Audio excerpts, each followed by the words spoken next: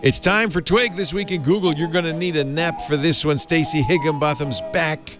Aunt Pruitt's in the house. Jeff Jarvis, too. We will be talking about Amazon's purchase of Roomba. Stacey's got it all figured out, and I think she's absolutely right. Elon Musk selling $7 billion in Tesla shares. But why? And why were scientists hiding an encryption key for the Wizard of Oz in a plastic molecule? It's all coming up next on Twig. Podcasts you love. From people you trust. This is Twig.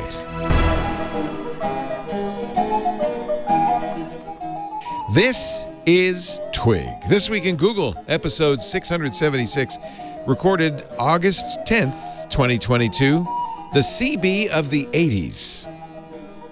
This Week in Google is brought to you by Compiler, an original podcast from Red Hat discussing tech topics big, small, and strange. Listen to Compiler on Apple Podcasts or anywhere you get your podcasts. And by CacheFly. Deliver your video on the network with the best throughput and global reach, making your content almost infinitely scalable. Go live in hours, not days. Learn more at cachefly.com. It's time for This Week in Google, the show where we cover the latest news from Google and Meta and all the other ones. Hello, everybody. I'm Leo Laporte, your host. Joining us, a stranger in paradise, Stacey Higginbotham. Yay! From StaceyOnIoT.com, at GigaStacey. She is also the host of the IoT podcast with Kevin Toffel. Hello, Stacey. We miss you when you're not here.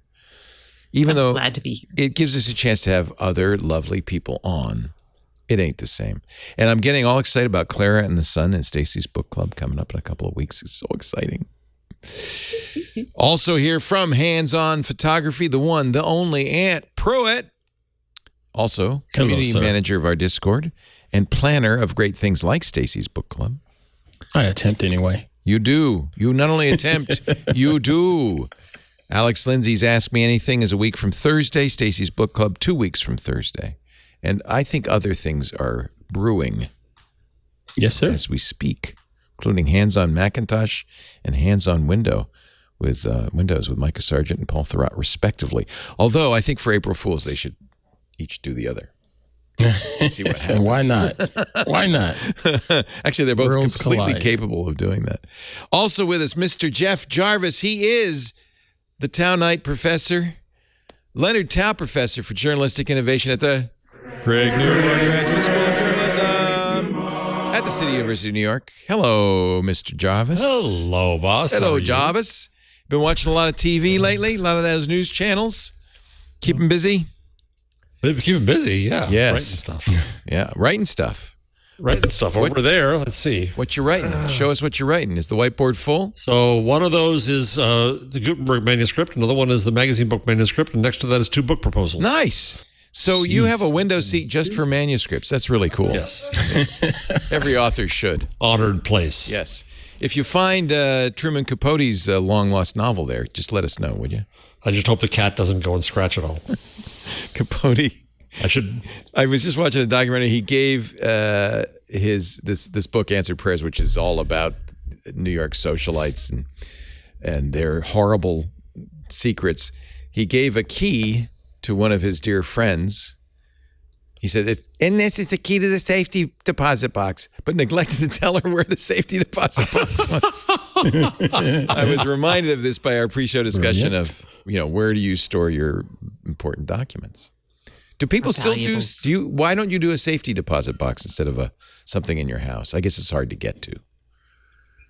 Yeah. I mean, I think we have a safety deposit box. Oh, okay. Yeah. I always wanted one. I felt like that's when you're a grown-up.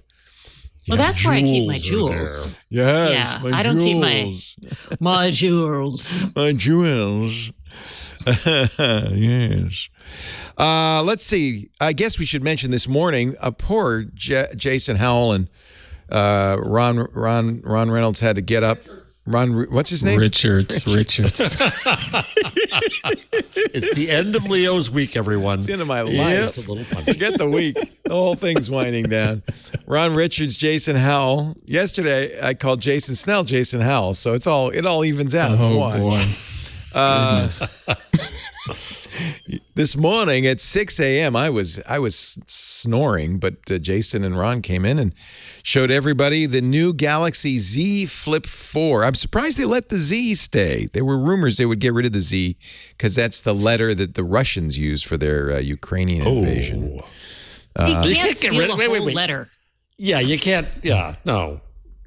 The Russians own Z. We can't let the Russians kill the alphabet. No. So, Stacy, good news. Your Z Flip 3 is not so really out of date. It's only a few little I'm really excited they're still investing in it because I actually really like the phone. It's a great phone. And I'm excited too. Okay, so Samsung's doing their bespoke Z Fold things with color, like custom colors and stuff. And Samsung actually introduced that in their kitchen appliances, and they're doing it with their refrigerators and everything else, and it's their whole bespoke. So it kind of, if I'm thinking big picture, I'm like, it's like we're getting this aesthetic from like our homes and bringing it to our our computers, and that's kind of a nice feeling.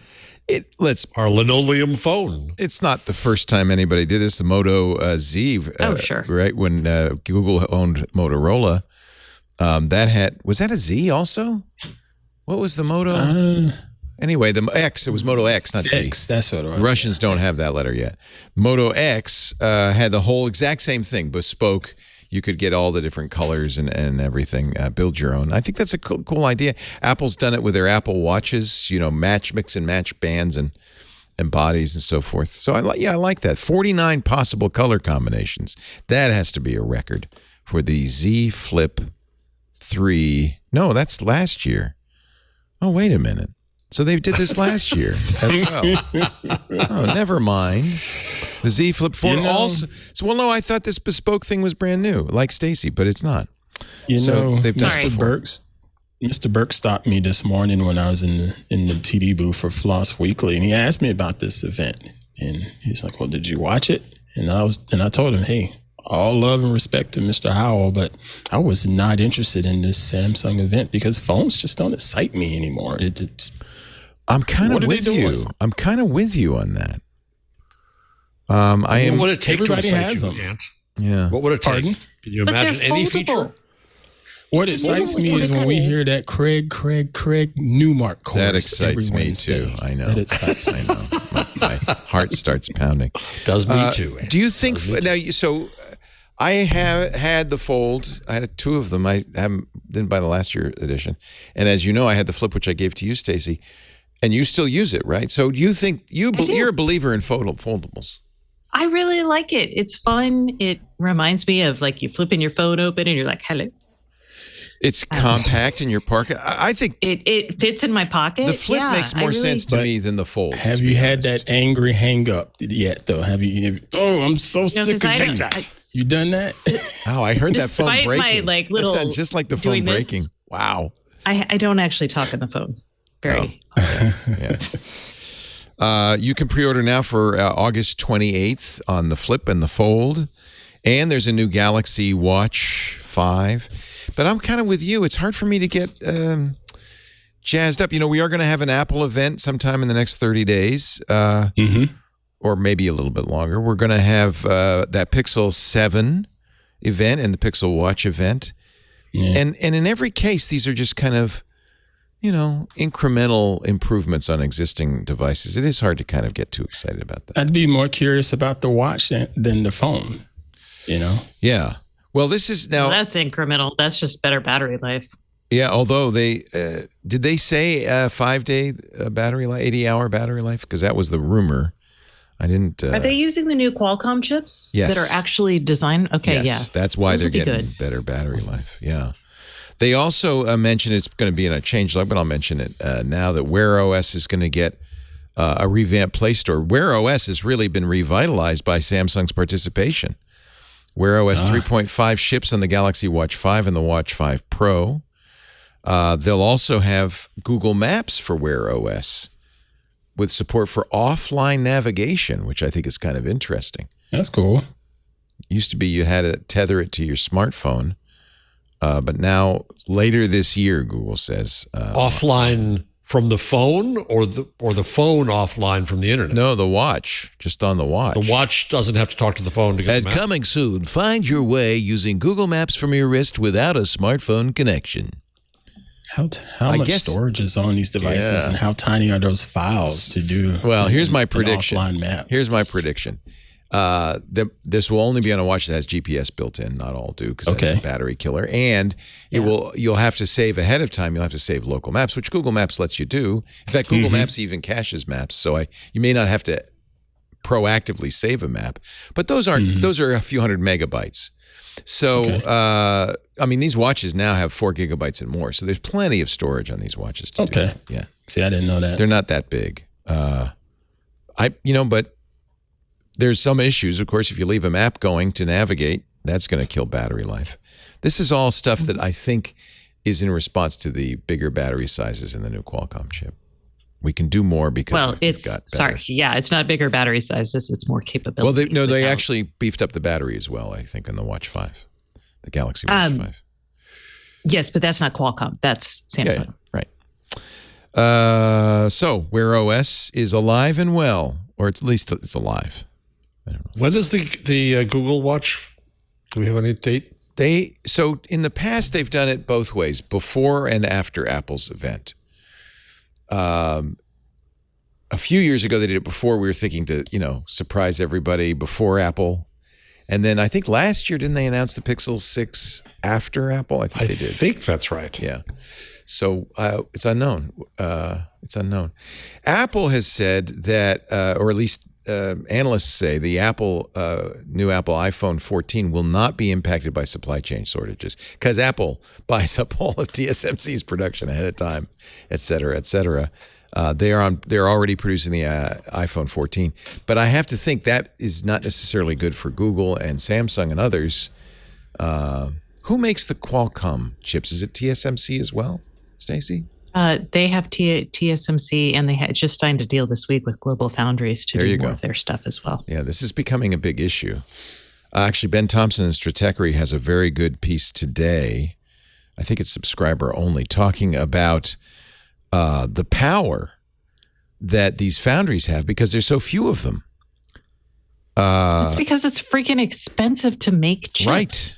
Right. I mean, Global Foundries was AMD getting out of making their own chips and teaming up with IBM. Remember, like way back in 2007, AMD, IBM, they all got together and they were like, "Oh, we've got to figure out the next generation of chip semiconductor manufacturing." They're like, "It's so freaking expensive," and then they were like, "Screw it, let's spin it all out into Global Foundries."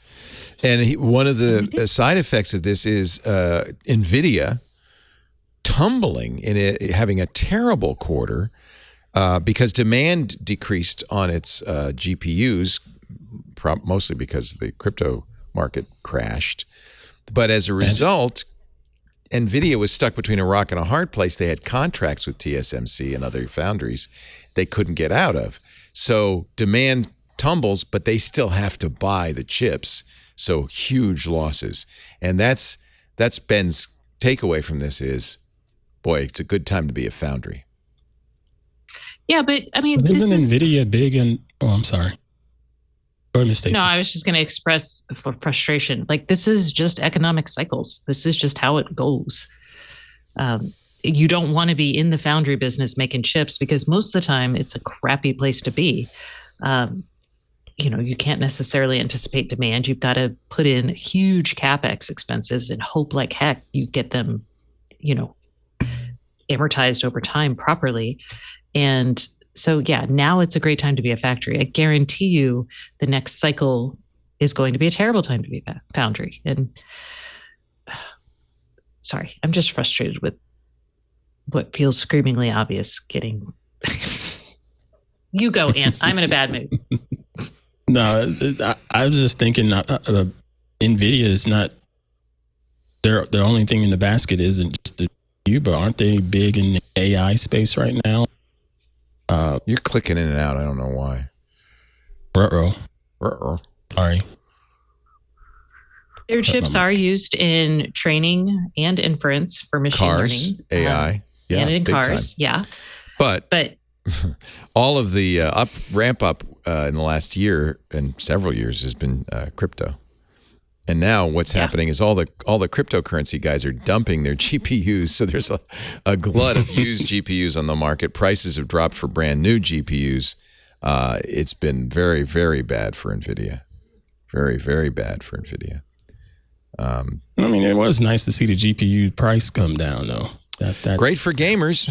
Yeah, can't knock that. And actually, he ties it in as well to the imminent change in Ethereum from proof of stake from proof of work to proof of stake, which is a new way of mining coin that does not involve GPUs or hideous consumption of energy. This has, been promised for a long time. Ethereum is planning this in September. A lot of miners are upset. In fact, there's a fork proposed now that does continue to use proof of work. They call this the merge. Clever. The merge, and it's going to be a little disruptive. So continued headwinds, a continued cocktail of headwinds, as the CFO of Apple said.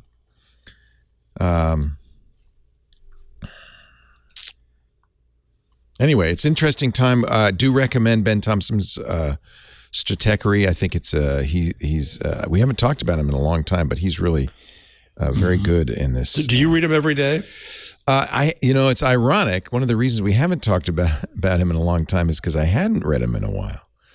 But I saw somebody on the Twitter say, "Oh wow, Ben's really firing on all cylinders today." This was yesterday, as he does, yeah. Because of this kind of confluence of GPU, NVIDIA, Ethereum, TSMC, and he's done a good job. I think a very good job of kind of combining all of these economic forces. Whatever Stacy says, I think there is something going on that's very interesting. Maybe it's just cycles. Let's see. Let me see if I can find. NVIDIA put out a warning that second quarter sales would fall well short of forecast amid a drop in gaming revenue. The company expects 17% drop from what they'd forecast in May and a 33% drop in gaming revenue. So NVIDIA stock, of course, plummeted as a result. Preliminary results for gaming down 44% sequentially. And then this is the NVIDIA versus TMC section. EastCap, a protected account, had a fantastic insight that's worth sharing broadly. The irony of a dedicated foundry, TSMC, enabling fabless to flourish is the moat on leading edge is so wide now that part of the CapEx burden is getting shifted back to the fabless in the form of LTAs. I don't know what that means, but yes, I'm sure. So basically, they're saying they have so much power. That's the long-term pricing agreements between the two of them. That's the problem, right? You make these agreements, but then if the bottom falls out of the market unexpectedly. Yeah, but Intel is getting hammered because forever they were not a foundry and they built their own fabs. And that's why that's why I'm so over it. I'm just like, oh, screw you, Wall Street. You just don't understand what it takes to make things, and you're just trying to financially optimize for stuff. And I'm sick of it. Ben even cops to this. He was one years ago urging, I think in 2013, Intel to become a foundry, not just an integrated device manufacturer. Now that Intel's done it, problems. It's actually good that Intel's done it because their market share was plummeting in servers and they couldn't make it. They need it because they were going to. It's a better long-term strategy, even if it's a short-term problem, I think, right? Well, so the issue is you build a fab. To make a fab make money, because this is like a $5, $10, sometimes $15 billion investment. This is not trivial, right? Oh, it's huge, yes. You have to push silicon out all day, 24/7, 24/7, and you have to sell that to people, and it has to go into things, and it has to do it very quickly. So Intel they didn't have the demand anymore for just their chips. So they had to open it up to others, because you can't not make chips if you have invested in a fab. Otherwise, it's a money-losing asset. And hence, Stacey, what does it take to reconfigure from one chip to another? It depends on the chip. And the so fabs are tied to a process, right? So if you build a 5 nanometer fab, that's a 5 nanometer fab, unless you completely reconfigure it. Yeah, so your fab is going to run at whatever process node or that particular line, but usually it's a whole fab. But you also then, for every chip, there's a mask that you make. It's the letter for like letterpress. Right. So it's the mask. Right. Oh, speaking my language, yes. Yeah, I'm like, what do you call it? So you have to make a mask, and those are millions of dollars. So Qualcomm designs something, they get it put into a mask, and then that goes to the fab, and then that's what they use to like etch out the chips. It's actually not a press; it's an etching. But I guess it's probably a good idea at this point to define terms here, where there's the fabrication plants that actually make the chips.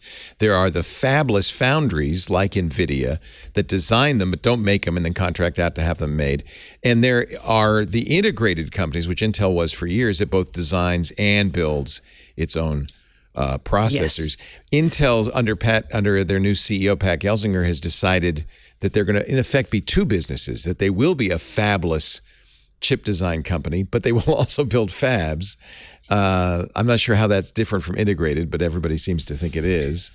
No, it's just that they designed and built their own chips. And Intel was like, now they're going to. Well, Samsung does it too. Here's the difference: they're going to build chips for other companies. They want to. They never said, did that. We want to build for Apple now, and so that all of this is relevant to everybody listening right now. They may not. This may seem like abstruse, but this is what the chip shortage is all about, and this is why. It's not just about that. So there's also packaging. So like these little chips they come out on a wafer. You break it up, and then you package it into a board with pins and everything like that. So one of the challenges with the chip supply isn't just that these chips aren't being made fast enough, and they're usually those made at like older fabs. It's that it might be made in Taiwan, and then it goes someplace else to get packaged, and then it comes back to the vendor, and it might go someplace else to get packaged later on a board, and then it goes back to like there's like a lot of steps there. So there's serious concerns for two reasons. One, of course, because of this chip shortage, but also because TSMC is in Taiwan. A lot of these chips are made in Taiwan, and if Taiwan is in geopolitical trouble with China, Nancy Pelosi goes there. She meets with TSMC. All of a sudden, China is telling Apple, don't ship us anything from Taiwan. We won't accept it. So there's this whole geopolitical issue going on. And then there's the CHIPS Act, the Chips and Science Act, which was signed into law yesterday, which includes $52 billion in funding to get companies to build semiconductor fabs in the U.S. TSMC has a very big fab that they've broken ground on, but won't be done for 2 more years. Intel was waiting for this money. It's a $20 billion fab. They were waiting for federal funds before they broke ground on their Arizona fab. So that's cool. You can put money into it, but these fabs take years to build. It's going to be years before the chips enter the supply chain, but it's just like planting a tree. I've said it before. It's the best time to plant a tree is 20 years ago. The next best time is today. We wish we built these fabs a while ago because we are very dependent on Taiwan silicon. And the other thing to think about is these chip factories, the fabs that we're building today to go into production in a couple of years, are new process nodes. So a lot of these are the most advanced process nodes, but a lot of our chip shortages are actually on some of the older legacy nodes, like 40 nanometers, sometimes even 65. Right. I mean, these are like for context, we're talking like the most advanced nodes are like 3 nanometers, which is insane. So like we're building all these like high-end fancy, it's like we're going to build all these like Ferraris, but we still need like some Kias for everybody else, but we're not actually building those here in the US. So we're still going to be reliant on chips from other places for quite some time. I mean, there are still fabs in the US that are making things at like 140 nanometers. And, even in Mexico, there's some. But anyway. The TSMC fab in Arizona is a 5 nanometer fab. So that's very good. There is a 3 nanometer process, and I think that's still in Taiwan, but at least the 5 nanometer node is here. And that's, by the way, what Apple uses right now in its iPhones is 5 nanometers. This is a complex subject. It's very capital intensive. There's some debate about whether the government should be putting $52 billion into the domestic semiconductor manufacturing. I think it seems like something we need to do to be competitive with China and to protect ourselves against Taiwan being attacked. There's a lot more in this, by the way. It's a $280 billion act. We've talked about this before. Money goes to the National Science Foundation to invent new processes. This is a fascinating story with TSMC because of Apple pouring all this money into TSMC in Taiwan.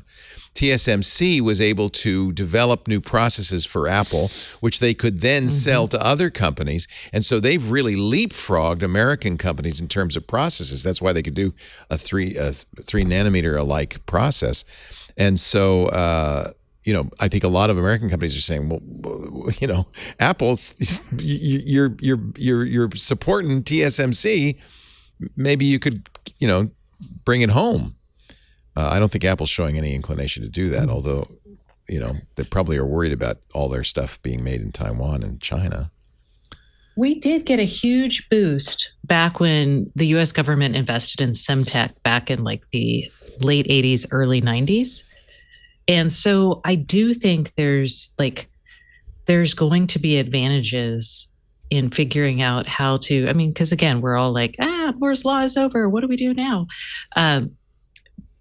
There's tons of opportunity for us to bring new manufacturing here. And I would love to see some of that money going towards research and not necessarily like just Intel for building plants, right? So the stuff going to research, we could see some like cool new tools develop. We could even see things not tied to like chips that we think of as chips, but like solar, that's all chips, right? Mm-hmm. So maybe we'll see some new materials research. There's like a lot of opportunity here that but it'll be like 20 years out that benefits to us, right? But we should be doing that. Okay, that's all. The politics of this are really interesting. There was an article in the New Republic about Keynesian economic theory versus Milton Friedman. And of course, we've been in, and I'm sure, Jeff, you have something to say about this, but we've been in a Friedman-like state, certainly since Reagan, but maybe even before that. And some are saying, look, this is, in the past, government has invested in things like chip factories, and it built a strong middle class, it built a strong economy. But as soon as Reagan and others came along, embracing Milton Friedman's philosophy that government should not get involved, that the free market should rule, it became, income inequality went through the roof. It became dog eat dog. We killed the middle class. And we're seeing the blight that was created by these Friedman-esque, what do you call it? It's Keynesianism or Keynesianism. What is Friedmanism? Is it Friedmanism? But this Keynesian versus Friedmanium. It just says versus Friedman when I search. Friedman, yeah. Easy for you Yeah. We should call it heartless economics. Heartless is a better word. It is. But it is, remember Reagan saying, the scariest words in the world are, I'm from the government, I'm here to help. That was the philosophy. The next scariest words are, I'm here from corporate, I'm here to help. Right. So it's interesting because the Democratic Party with the Build Back Better and the infrastructure bill is kind of nudging a reluctant country into this more Keynesian economic theory. We'll see if it sticks, but this CHIPS Act is very much a Keynesian thing. Let's invest to bring these plants home. By the way, one of the conditions of this is you may not then build plants in China. Intel was actually thinking about taking over a Chinese chip factory, a Taiwan chip factory, or maybe it was in China. No, it was in China. And one of the consequences of this bill is you can't do that. If you're going to take our money for that $20 billion fab in Arizona, you may not build fabs anywhere else, especially in Asia. So I saw a story today that said that we won't get the impact of the tax breaks on electric cars because Manchin's stuck in a clause on supply chain. Have you seen that? Yeah. Well, we will and we won't. We will and we won't. Teslas are made in the U.S. But their battery packs are not. Yeah, but there's a percentage, and I think the last thing I saw, you're going to get half of your. Yeah, you're going to get half of credit. the potential rebate. Right. What's frustrating is they phased it out over a year, and granted, if you want to actually bring people to invest in factories and manufacturing here, then you establish a tax credit that will last for 10 years, which then makes the economics of investing here. Otherwise, it doesn't make sense. And you're just like, oh, that's just like a little nice to write headlines about, but is it actually helpful? So that's sad. This is the article I was referring to from the New Republic. Yes, the Inflation Reduction Act is a big effing deal, Michael Tomasky. While the bill that just survived the Senate is a whittled down version of the Build Back Better Act, it still puts the Democratic Party on a promising new path. Makes the argument that we've kind of gone down the road of Friedmanomics, and perhaps it's time to get the government back involved, stimulating the economy in the right direction. We desperately need that kind of stimulus for environment and energy, and haven't used it properly. I think and if we're talking about nudging individuals, I think nudging the economy and nudging companies makes perfect sense. I think we talked about Bill Gates' New York Times editorial, in which he said we've got to pass this because a clean energy future is in the hands of Congress. We're on the verge of a remarkable moment for Congress and the country. Gates says the investment in clean energy that comes from this act is huge. It's so important. It's maybe the most important bill in our lifetime. So Gates thinks that, and this was a him new deal for the earth. Yeah. So anyway, interesting to watch. It all comes back to things like chip shortages and supply chain and NVIDIA collapsing in the market. Let's see. I want to take a break before we talk about the story that's going to get Stacey all riled up. Ooh, I'm ready for Riley. Are you ready to rile? I saw a preview on Twitter. I've already this week. been riled. Get a waffle. Yeah. Do whatever you need to get your blood sugar up, and we will come back and talk about Amazon. But first, a word from our sponsor, Compiler, the original podcast from Red Hat. We love Red Hat, discussing tech topics big, small, and strange. We've talked before about Command Line Heroes, another one of our sponsors. Love that podcast. Compiler, I think I've mentioned it before. They've got a new season out. Compiler is hosted by Angela Andrews and Brent Simoneau. It's all about the kinds of things we've just been talking about, technology. Complicated, but Compiler unravels industry topics, trends, and the things you've always wanted to know about tech by interviewing the people who know it best. And what I love about Compiler is you're going to hear a variety of perspectives from diverse communities behind the code. You're hearing from Red Hatters, and they're talking about big questions in tech. Things like, what is technical debt? What are tech hiring managers actually looking for? How to code. Do you have to know how to code to get started in open source? Things like that. Compiler, let me give you some examples. Episode 2, I love this. What can video games teach us about edge computing? I've been saying for a long time, they're using video games as a test for edge computing, but it's going to be so much more. The internet is a patchwork of international agreements and varying infrastructure, but there's something coming to change the ways we connect. In episode 2 of Compiler, Angela and Brent explore what edge computing could mean for people who enjoy video games and what this form of entertainment could teach us about the technology.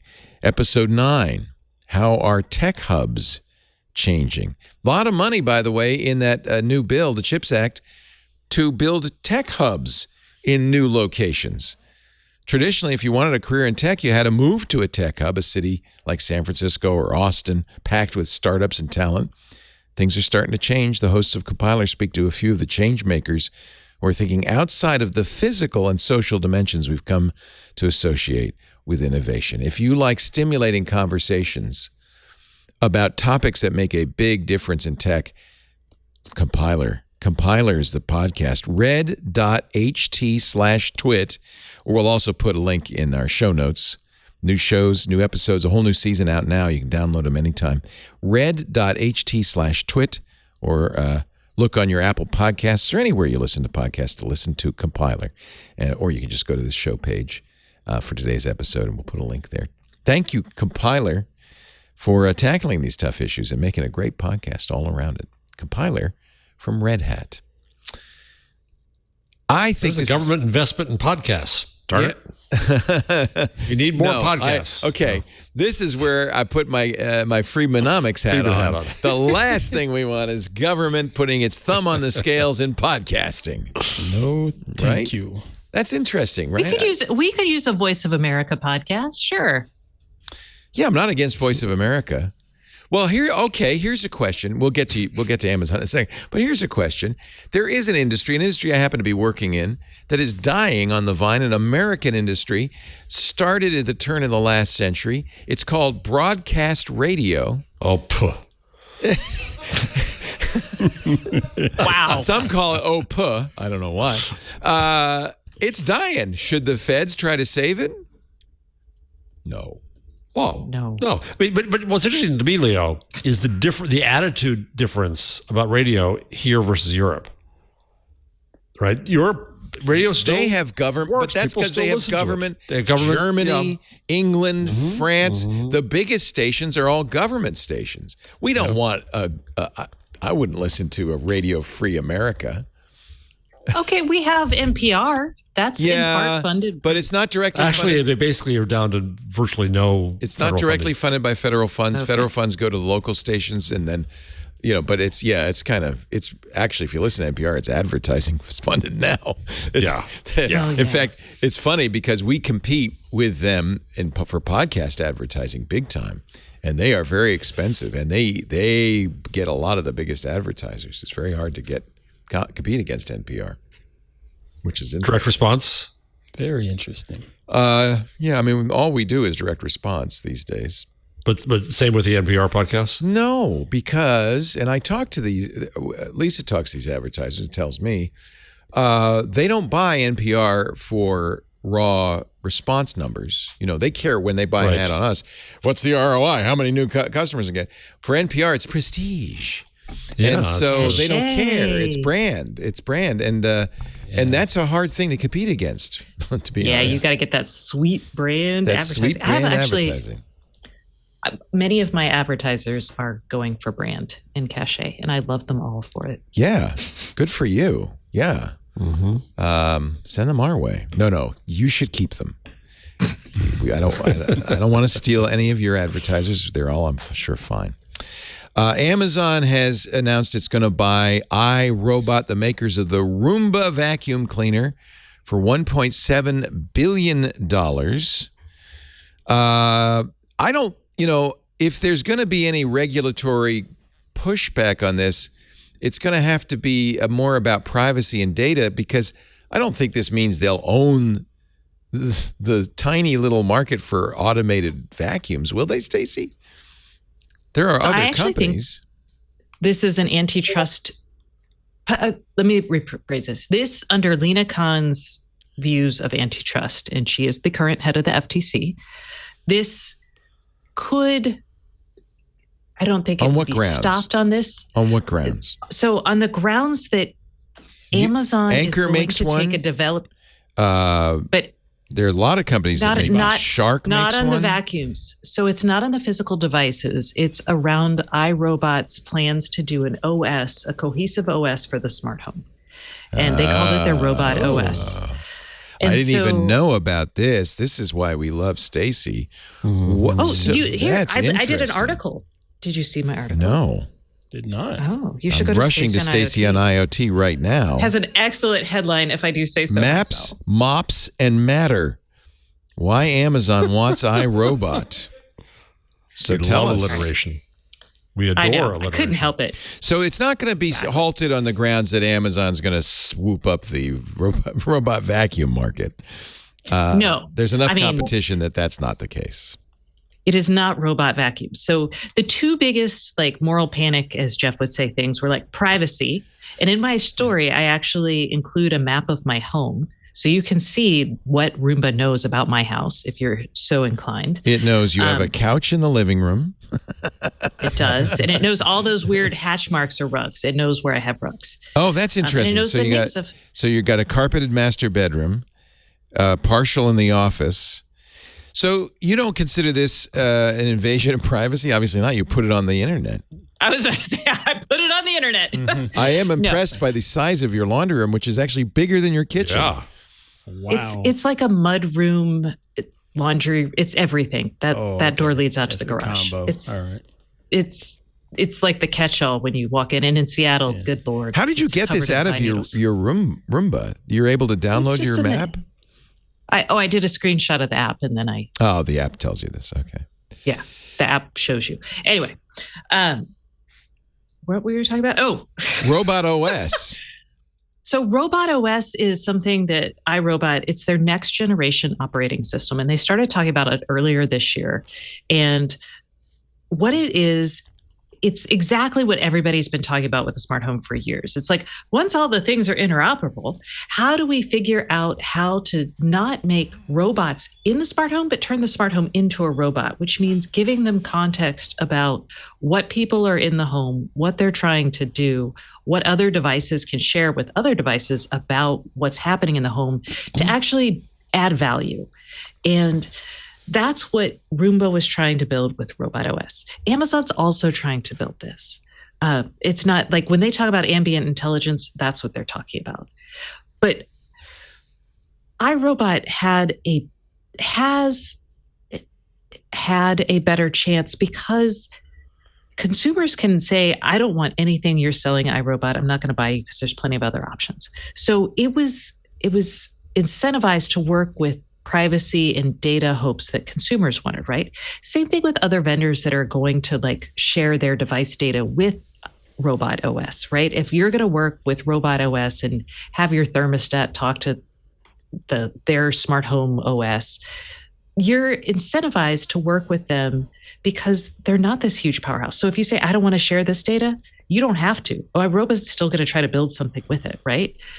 And I think what we're losing here is the chance to jointly develop the next level of integration and services for the smart home in a way that is in line with more consumer wants, more participants in the ecosystem wants, as opposed to Amazon dictating what that looks like because it has such enormous market power.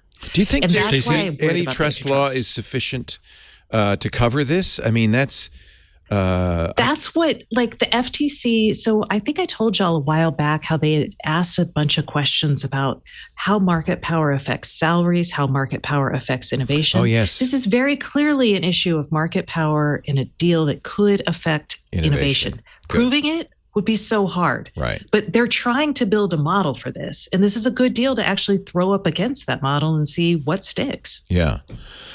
You point out that they don't just have Roomba vacuums. They also bought Aeris, which means they now have air purifiers. They have a handheld vacuum.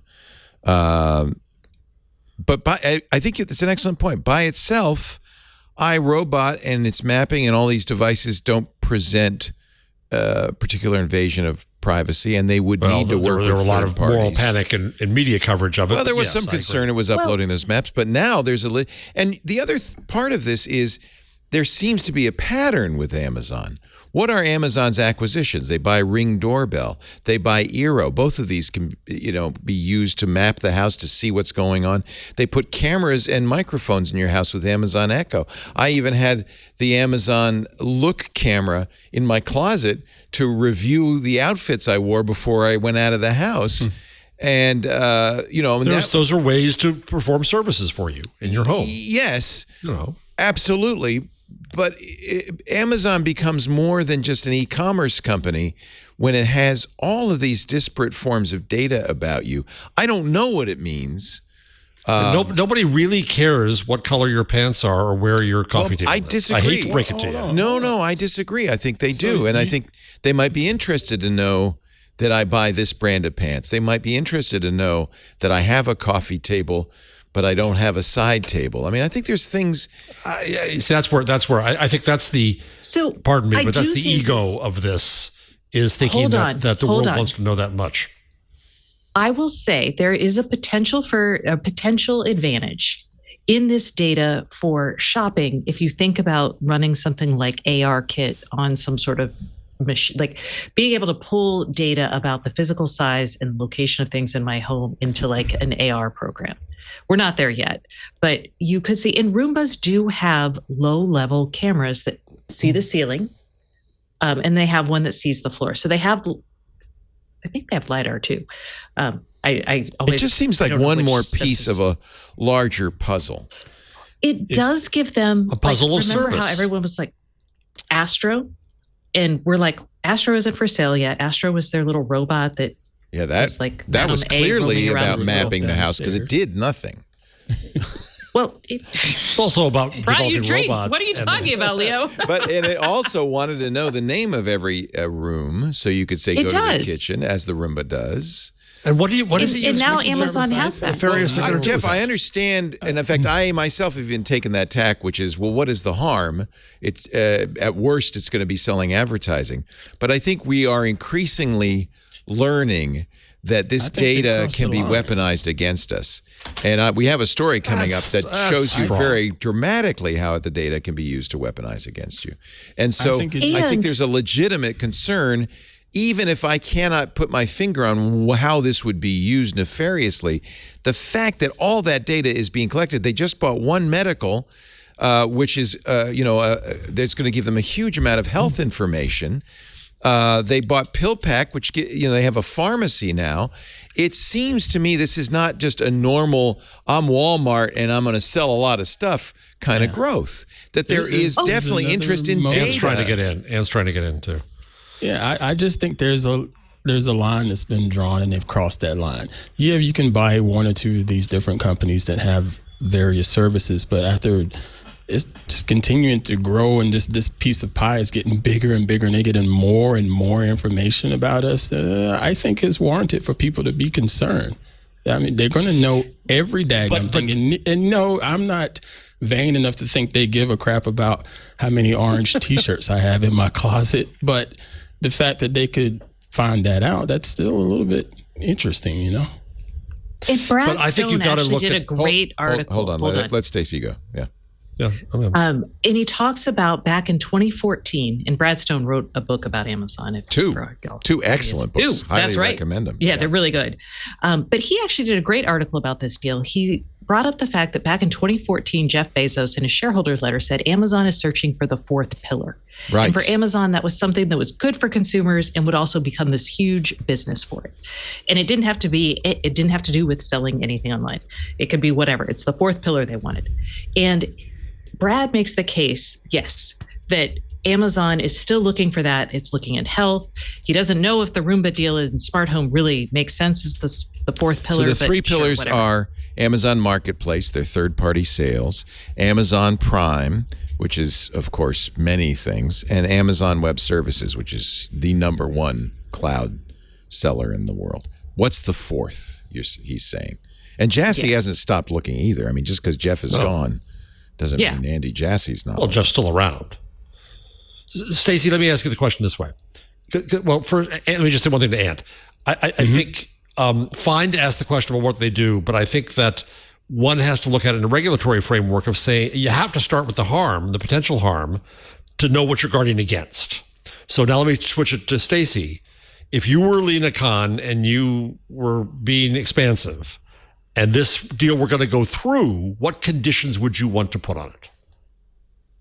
I would want to put conditions on how Amazon interacts with partners that try to integrate with whatever future smart home OS that Amazon develops. So that's a really interesting, different take from what we saw in coverage. I like that. I mean, I also think that we should probably have hardcore real rules about data privacy, which could cover some things that people are worried about. Like, I know you want to think about harms with like Amazon mapping your home, and maybe they're not as easy to figure out right now. But if you think about the sensors that are the Roomba, and you think about a cohesive vision of where people are in the home and what they're doing, giving that information out to law enforcement, for example, is really dicey. Yeah. So there again, what are the conditions that you want to put on?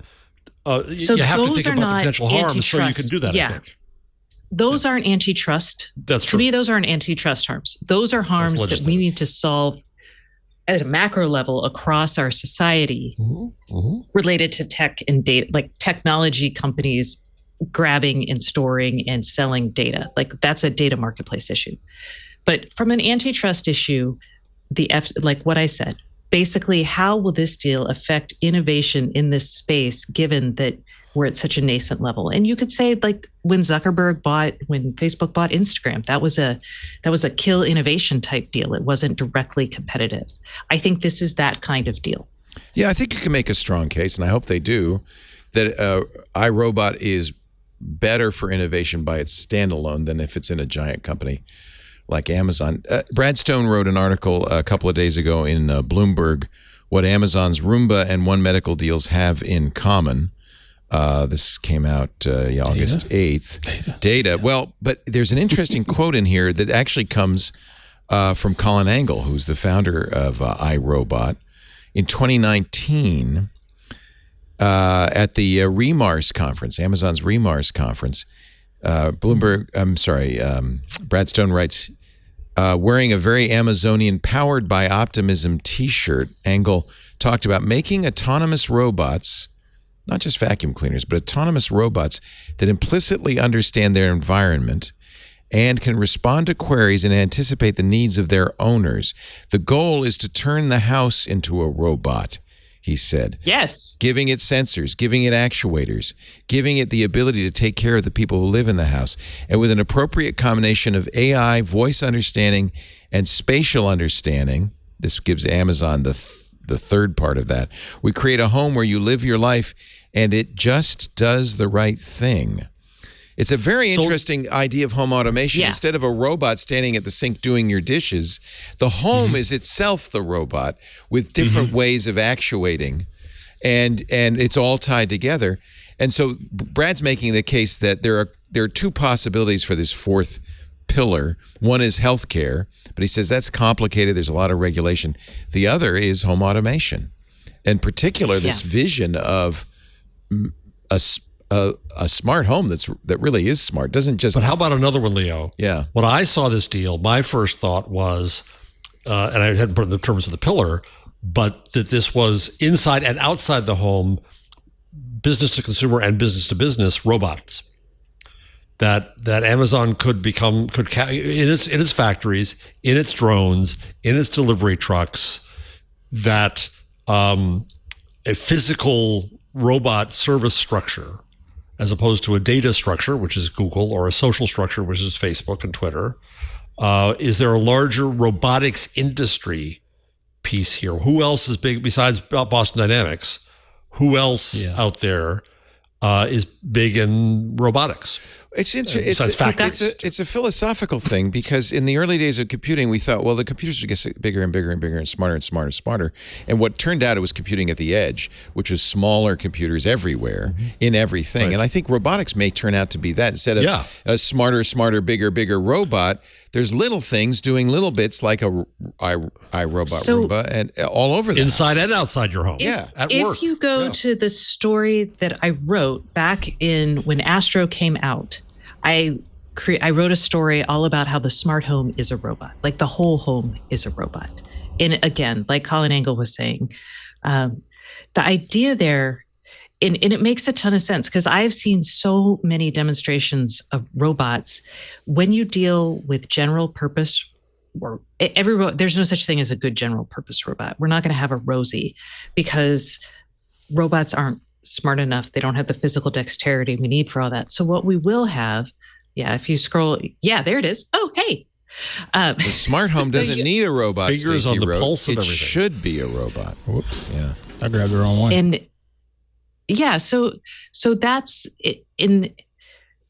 I love this, letting the Stacey. house- That's exactly what Yeah. we were just saying. That's Yeah. really interesting. And so, and it's cheaper because you're going to assemble the robot you need, and you need it to Yeah. talk to, so like It's if you robot don't at the care about edge. That's why the OS matters so much. To your point, Stacey, that's why Exactly. the OS. Otherwise, you can't have interoperability. Otherwise, you're going to get stuck in living in Love somebody's this. walled garden. Yeah. Best explanation yet of what Amazon's up to. Yeah. And Brad Stone goes on to say, both the iRobot and One Medical acquisitions share a final attribute, an almost breathtaking disregard for the trust busters, particularly head of the U.S. Federal Trade Commission, Lena Khan. He says Jassy probably feels confident that the law's on their side, and so the quest for this fourth pillar justifies the risk. It is going to be. It would be it's interesting because she just recently overruled the staff at the FTC to go after Meta over its acquisition of Within, which is a VR health thing. And if that's she's going after, then this is a much bigger deal. Yeah. The lawsuit, Stone writes, shows her willingness to break recent tradition and block mergers that don't necessarily lead to anti-competitive dominance now, but which could hypothetically do so in the future. That's this is what makes a lot more sense to me. Attitude towards antitrust. That's very interesting. But can she do it, and will she be allowed to do it? Right. That's the question. Well, the courts. Jassy. Or will she look at it fight this like way? hell to avoid this? Well, I think she is looking at it this way. I mean, that's the evidence that she went after Within, even though staff said, "Nah, there's nothing here." So maybe what I'm saying is do you see? But she's got to get the courts to back her. She can't do it by herself. I think Stacey's regulatory view is a really smart and insightful view, but I'm not sure that's the way. That's not the political view. The political view I agree. is, oh my God, they have data. And by the way, one other thing about that is you can have too much data. It can become so meaningless. And I remember the early days of the net when the New York Times had 28 data points and it used one of them. Right. About every user. And so, I think knowing these where companies, the coffee table is just I doesn't think much take Amazon, anywhere. Meta, Google, I think are sophisticated enough to have lots of data points. and but I'm just saying there's not use them the wisely. goal is, oh my God, we're going to map every room. I don't see them sitting in a room with a whiteboard saying that's our goal. I think Stacey's view and your view about the home as robot, the home as full service is much more interesting strategically. Maybe, but you have to have that data to do that. Right. You have to know. And they may be acting on faith a little bit, like, well, we've seen in the past, we get enough data together, synergies happen. They may not know exactly what they're going to do with it. Remember how Did you say badly they may Astro not know what they're sucked? going to do with it? Yeah, but they just I was know just getting it's ready good to to have it. Right. I was getting ready to say, would this all be okay had Amazon said at the press release, we're interested in this because we plan on doing ABCD that's going to help us with basically making your home even smarter. Yeah, it might have and been giving smart you to do computing that. on the edge. Would all of this not even be a big discussion? Instead of if they'd letting done us that? connect the dots in ways that are unfair to them. I think you're right. Right. Probably would have been better. Stacey, go ahead. But, an interesting part of this too, though, is that, okay, so let's go with the home as robot and Amazon as a primary but not the only player. And let's imagine that they play nice, even that. The Amazon brand, the trust needed there becomes pretty tremendous. Well, and and that may drive the privacy issues. Look what happened when they announced Sidewalk. And they said, oh, by the way, your Ring doorbells and your Echo devices, they're all building this low-RAN network all over the world. And I think there was a bit of pushback, although I suspect that kind of, our short attention span allowed that to blow over, and they continue to build a Sidewalk, yes. And Stacey didn't object to that, as I remember. Yeah. I actually don't object to Sidewalk, but that's okay. Yeah. But boy, I mean, when you put it all together, they have a mesh of what's going on inside the home. They have a mesh of what's going outside the home. They have a lot of data. I mean, I agree. I don't know what nefarious use they're going to put it to, but I just worry that's a lot of data. If you're that worried, then you need to think about a macro data policy, because we're not going to, because we insist on connecting things to the internet, we're generating data, and that data then becomes useful to someone, and someone's going to try to use it. So we have to set rules around how we want that used. And that's what's frustrating. We cannot do it on a case-by-case basis. This is not a Lena Khan should stop this because of the data kind of issue. It's, hey, we should have a bipartisan effort to create a privacy policy and legislation that deals with the fact that everything we own is collecting data, and we don't have parameters around what they can do with it. So like IEEE Spectrum just did a thing about what your Tesla knows about you. I don't know if you saw those 3 stories last week. They were excellent. Whoa. And I don't want Elon to know anything about me. It talks about, that Tesla's picking up GPS data about where you go, and think about like what Facebook just given over law enforcement data on someone who had a potential abortion. Think about if the feds in Texas, or the Texas Attorney General, goes after Elon for data on people who've been, driving over state lines and at a certain abortion clinic. Yeah. So that is like, we are beyond the point where we need to look at this and set regulatory rules. But this deal isn't scary because of that. This deal is just another example of one big player gathering more data. Tesla may be an example of having too much data to do anything with it. I think Tesla just collects it just in case there's a lawsuit or something. We can say, oh no, it was turned off, and so forth. I don't know. I do want to talk about the, I think, appalling story. Facebook story. Because I think appalling, frightening. The more we hear government using this data against its citizens, the more I get concerned about the collection of this data, regardless of what the interest is of Amazon or any other company. The fact that this data is being collected could be potentially hazardous to your health. But before we do that, let's take a little break. So fun to have Stacy back. You see what the show, we need Stacy to explain all this stuff to us. That's all I'm saying. Need this cranky person to rail against Wall Street and yell at y'all. I'm sorry. By the way, thanks to Bill Gates, I now know that pickleball was invented on Bainbridge Island. Oh yeah. And Washington State just made it our national sport. Our state sport. The whole state's retired. Today is the beginning of the Founders Tournament, which is Andrew performing in the Founders Tournament? No, because we're about to leave to go visit colleges for my kid. But You're kidding. Last year he refereed. Oh, that's the big trip. You're going to see the quads in the libraries where they all could get books from other libraries. What schools are you visiting? This particular one is to Oregon, and we're going to go to visit OSU, Reed, and Lewis and Clark. The Ducks. We know many Ducks. The coast or south, or staying in the region, you think? Wait, what? Daughter planning to stay in the region, or do you see airplane rides in your future? So we're definitely airplaning, because my child is, they want possibly to go to Spain to go to college. Wow. They're like, maybe I should go to Cambridge. And I'm like, okay. Wow. Hey, I want to dial this number. Freaking ambition. To hear pickleball founder Barney McCallum recall the early days of the game, call 206-408-2726, follow the voice commands, and when prompted, press 50 and the pound sign. 50 being the age you have to be to start playing pickleball. I've played on the court where they created the game. It's actually next to the Bainbridge Island Founders Tournament. Oh, yep. My. And the Founders Starts Court. Starts today. There's Barney and Carol McCallum. Do we have any way to dial a phone number? Wait a minute. Do you have your phone right there by your mic? Hold your phone up to the mic. Okay. I got to do this now. Then we'll do the ad. Audience, don't do it yet. Let them do it. Don't all. Oh, yeah, we just broke the line, of course. Here it goes. It's down. Oh, shoot. Let me see here. Hold on a second. Yeah. Is this Welcome to the Bainbridge Island Historical Museum. To listen to an audio recording, press the item number followed by the pound sign.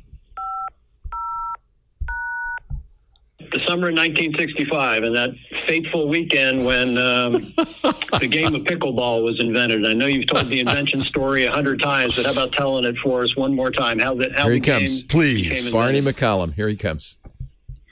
It was a spontaneous convention.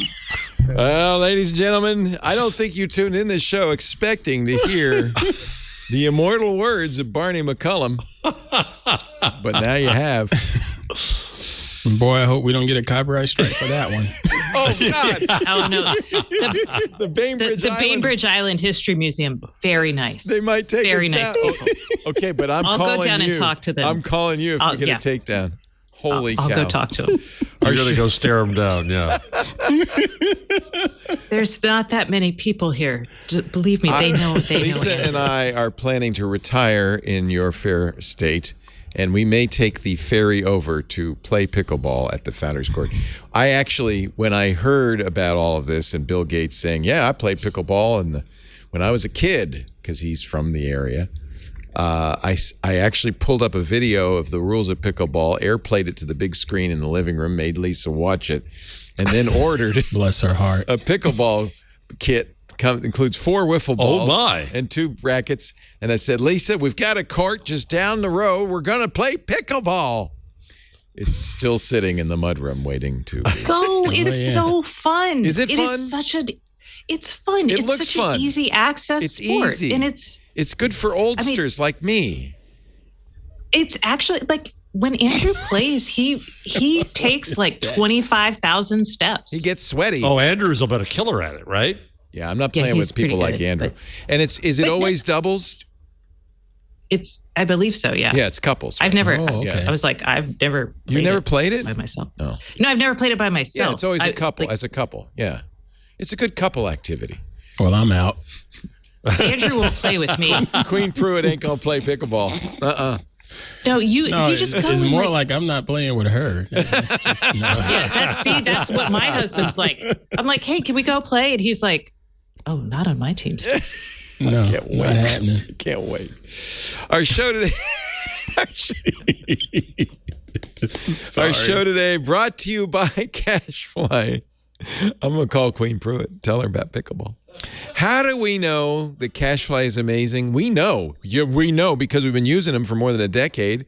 In fact, Twit wouldn't exist if Cashfly didn't exist. Remember the early days of Twit? I was trying to use like AOL to deliver the shows, and it was hard. It was a horrible experience. We had shows all over the place because I couldn't afford the bandwidth. Plus, so many people were downloading it, it would never work. And then Matt Levine, one of the founders of Cashfly, called, said, Leo, I can solve this problem. And they did. Boy, did they. Cashfly has been delivering. When you download our podcasts, when you watch our shows, when you listen to our shows, you're getting them from the best CDN in the world, Cashfly, Content Delivery Network. And now Cashfly does video, live streaming video. Your content can be scaled virtually infinitely. You can go live in hours, not days. And their video, they call it ultra low latency video streaming. Latency less than a second. I don't even know how they do that. Ditch that unreliable WebRTC solution for their WebSocket live video workflow that's scalable to millions of users. Unbelievable. And with Cashfly, you can reach your audience anywhere in the world, 50-plus locations around the globe.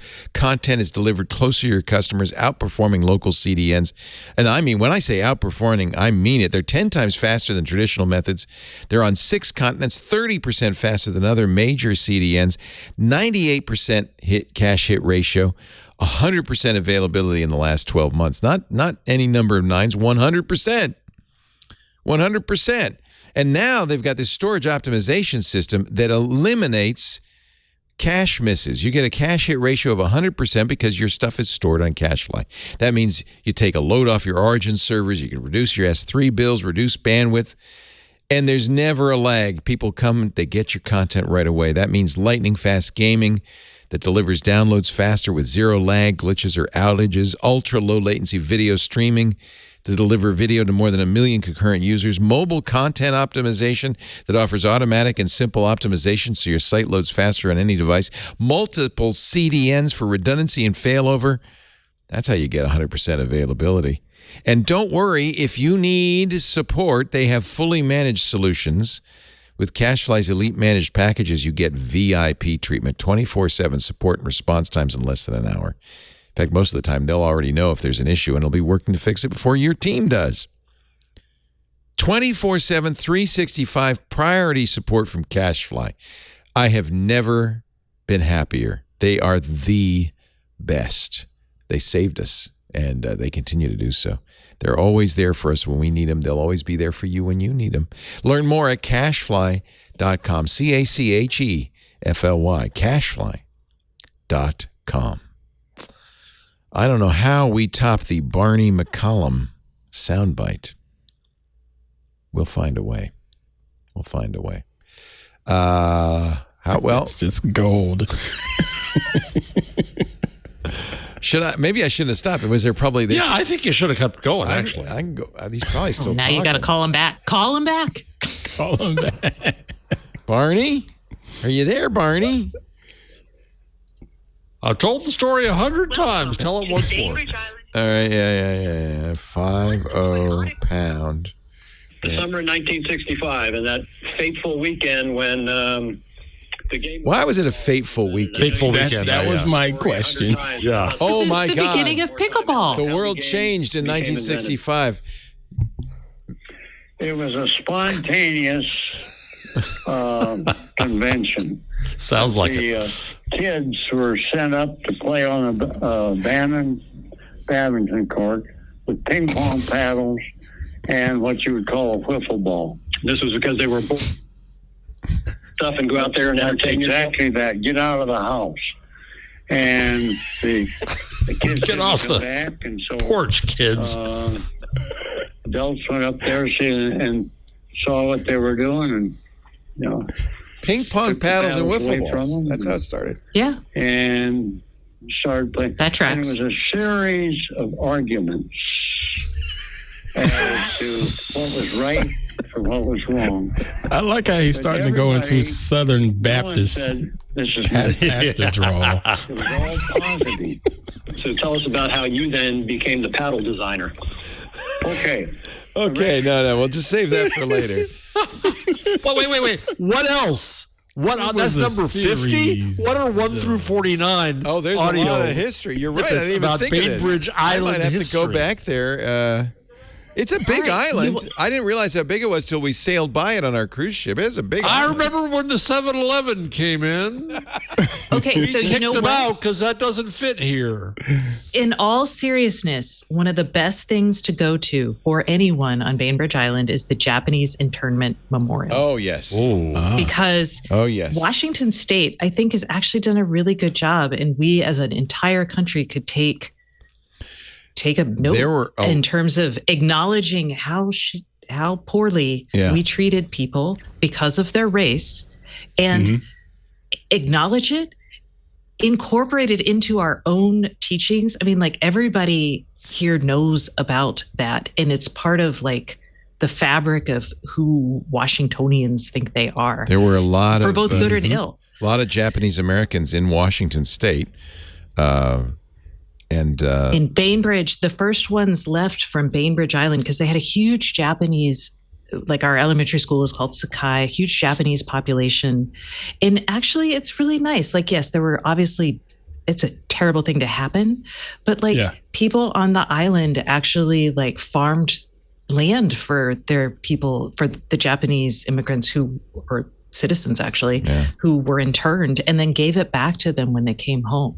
Yeah. Like, it's a very moving, and it's a wonderful exhibit. Sorry. I'm like, so I know there's something in there about that, but I really think we should have that all over, like for slavery and things like that. I agree. This is a dark spot on our nation's history. Friend of the family, Jeannie Houston, wrote a book about her internment, Farewell to Manzanar, which is a must-read. Highly recommend it. It's the story of her and her family in Manzanar, the internment camp. With her husband, James Houston, who's a very well-known novelist. Very well-written, fascinating story. Yeah, you know what? That's a very good point, Stacy. That is an important part of history. Oh, yeah. Yeah. And how did they know where those Japanese people were? They were all on Facebook. No.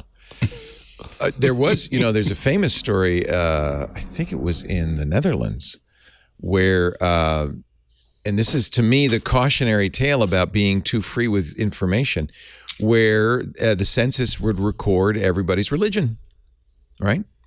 And at the time, no big deal, till the Nazis took over. And then those documents were potentially what they would use to round up Jewish citizens.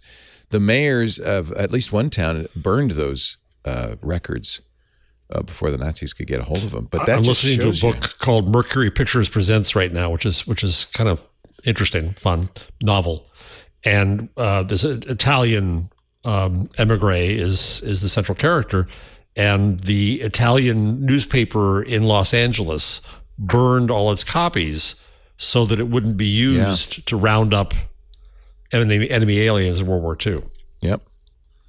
So we got to remember, it might seem completely innocuous to record somebody's religion in a census, but there is potential risk. And that brings us to the motherboard story that just got my ire up. Yeah.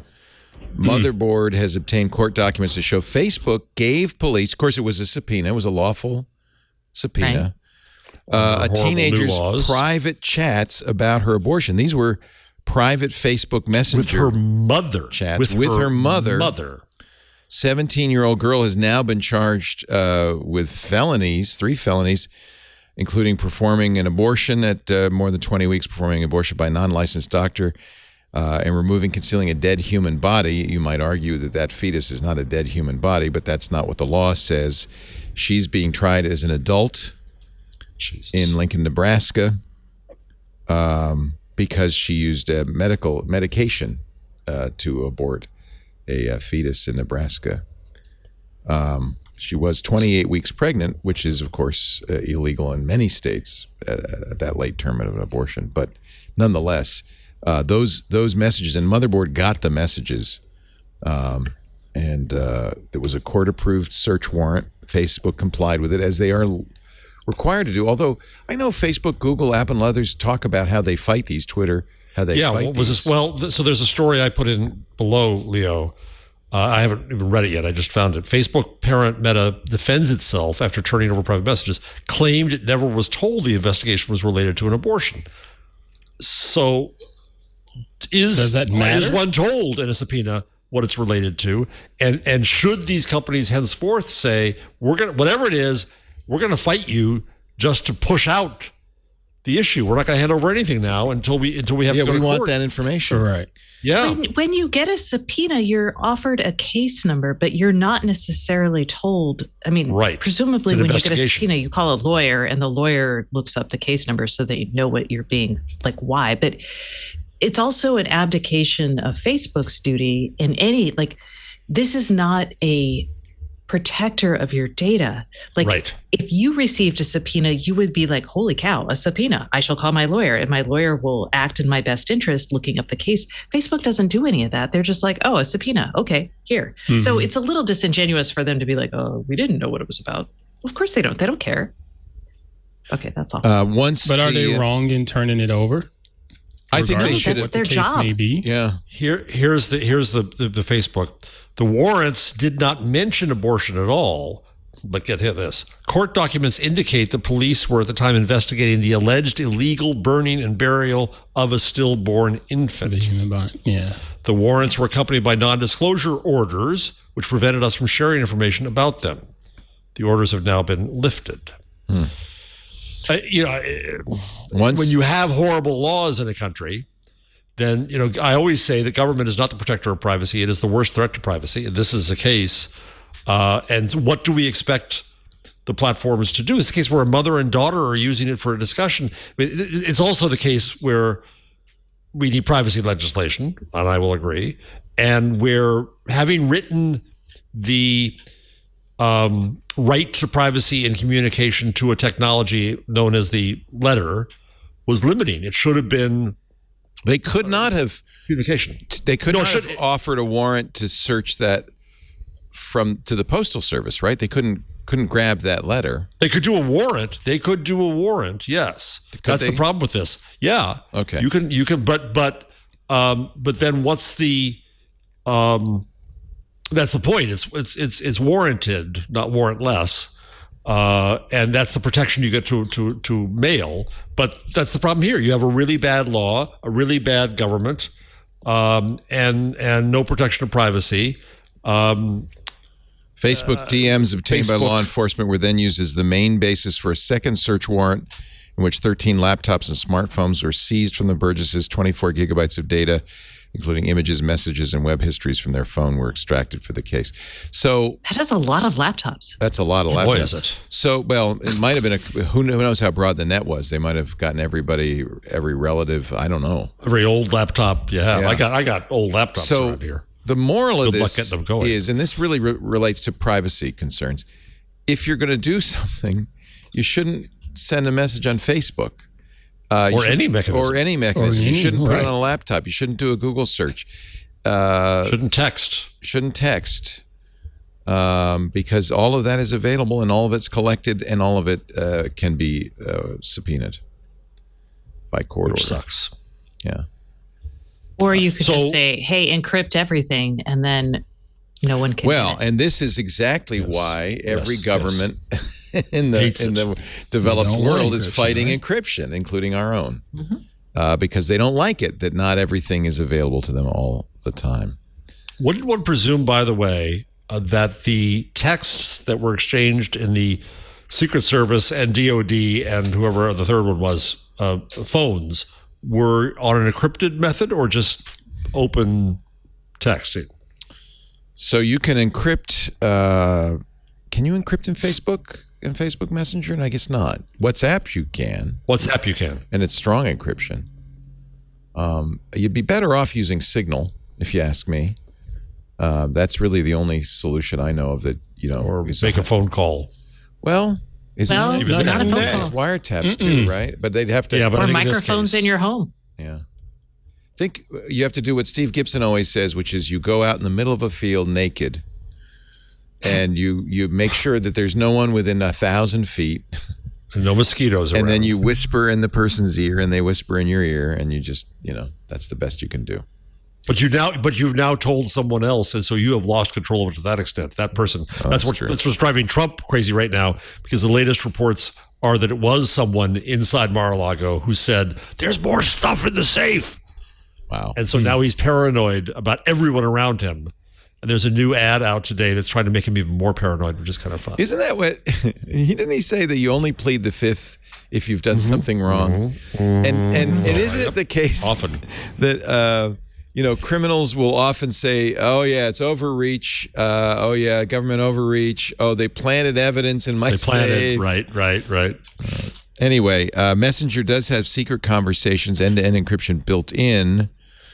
So the mother and daughter probably not thinking that what they were doing needed to be hidden that well, although they were clearly aware of guilt, which is going to, I think, be impactful in their trial. They were definitely don't tell anybody, that kind of thing. Well, it's not the sort of thing if you're going to do a late term abortion, that's you kind of already know. You already know you're in trouble. Yeah. Yep. But this is a harbinger of awful things to come. That's I think the main takeaway. That's the issue. What's interesting is this is a prosecution against the actual person, and most of the abortion laws are actually that we're worried about in the wake of Dobbs. There was no doctor here. That's why it was a medical. Right. But is against doctors or other people, not the actual mother. So actually, the mother is charged, the daughter is charged, and a 22-year-old man is charged with attempting to conceal the death of another person because he helped them dispose of the fetus. So, would this have been illegal because of the term? I think because of 28 weeks, it's illegal everywhere, illegal. I think, yes. And you can't actually bury a body. So the term would have been a problem here in the U.S., but also I think how the fetus was disposed of a fetus. So let's just do that is a problem. A thought experiment. If we read this story 2 months ago before Dodd. It would still have been a crime. It still would have been a crime. Yeah, the Barry. It probably would have had a somewhat muted but similar reaction of, other things could happen. But this is under the law a crime, and the warrant was. Well, because in many states now, it's a crime after 20 weeks. Yeah, well, I thought it was 22 or something. 6. Or 6 weeks, depending on whether you're in Texas. As a result, the same exact process could be used against you for taking Plan B after 6 weeks. Mm-hmm. And that's and they real also concern. said that they had a miscarriage. And so one of the challenges is you can't medically, a stillbirth or an abortion can look the same as a miscarriage, right? Exactly. You're technically. That's so right. what law enforcement will do is they're going to start looking. When you have a miscarriage, they're going to look for things that indicate that it wasn't actually a natural miscarriage. Right. So in this case, they found it by going to Facebook. Right. It's just sad. Yeah. And again, a cautionary tale now that we live in an age where even 6 weeks is too soon. Yes. And most people don't know they're pregnant that quickly. Because you're not actually pregnant at 6 weeks. Right. You've got a zygote. You've missed your. Well, you don't even have that. I mean, the first 2 weeks, they track a pregnancy. The first 4 weeks of a pregnancy are from your last missed period. Right, So you haven't even had for 2 of those weeks, there actually isn't anything happening. Nothing happened. And Right. Right. The sperm has not yet met the egg. So it doesn't even exist. It's rawr. And however you feel about dogs wait. and however What was- you go ahead. It's just a. That was an angry. That was not. You were okay. Never mind. That was a roar. I was trying to interpret the roar. I am woman, hear me roar. Right. Okay. Got it. No, okay, it's yeah. I was trying am to figure woman. I am filled with rage. And Yes, I agree. and I agree. Idiocy and. Yeah. But even if you are pro-life or if you're against abortion in any kind, there is cause for concern that governments could then use these kinds of subpoenas to look through your Well, you see messages it with for all ICE. kinds of things. Yeah. You see it with immigration roundups all the time. They've had contracts and they get information from Facebook before serving their warrants and trying to track people who they want to deport. Well, Stacey, too, because the laws in some states say that anybody can sue anybody over this, then somebody's going to hack your phone for the purpose, if you're suspicious of you, and say, I got the evidence and I'm going to sue you for having done this and make money. Try you. With bounty hunters. Yeah, amen. Was it? Joe in our Discord said Facebook should enable WhatsApp style and then encryption in Messenger now in all caps. Why wouldn't they do that? That's an interesting question. That is a good question. Yeah, by default. Yeah, why wouldn't they? They have the power. Yeah. And we don't want to be stuck in this. We don't want to get any of this on us. We don't want to be in a position. So that's more. It's like Facebook saying enough with news, enough with subpoenas to what people are presuming are private conversations. Mm-hmm. I don't know if he did this on purpose or not, but there was a Indiana lawmaker. Do you remember? You saw this story? Who, when the Indiana Assembly considered the law against abortion, said, "Well, you also should outlaw ED drugs." Yeah, because some may think this is a joke, where but it starts. It takes two for a pregnancy to come about, and to put all the onus on a woman, I think it's unfair. So let's make, needless to say, the law against Viagra did not pass. Did not pass, but the abortion ban did. Mm-hmm. John Bartlett of Indiana, of Indianapolis. All right. Where else do we go? Google is somewhere light. Somewhere. Well, this is light-ish. Google apparently, according to Bloomberg, the DOJ is preparing to sue Google as soon as next month over ad markets. The prosecutors are now conducting fresh rounds of interviews with who would be harmed by Google and their ads. Oh, publishers. And their lobbyists. Yeah. There we go. So, according to people familiar with the matter, the U.S. Justice Department preparing to sue Google, capping years of work to build a case that the Alphabet unit illegally dominates the digital advertising market. That'll be an interesting trial. Is it too powerful? I have always said that Google's Achilles heel here has always been its dominance in advertising. Always. Yeah. It's not search. It's not anything else. And once they bought DoubleClick, they were pretty darn powerful. Now, they didn't have complete pricing control, but they took pieces of transactions. They knew what was going along the way. Now, meanwhile, I find it interesting that Apple, which failed at advertising and then made that bug into a feature saying, we're the privacy company because we don't care about advertising.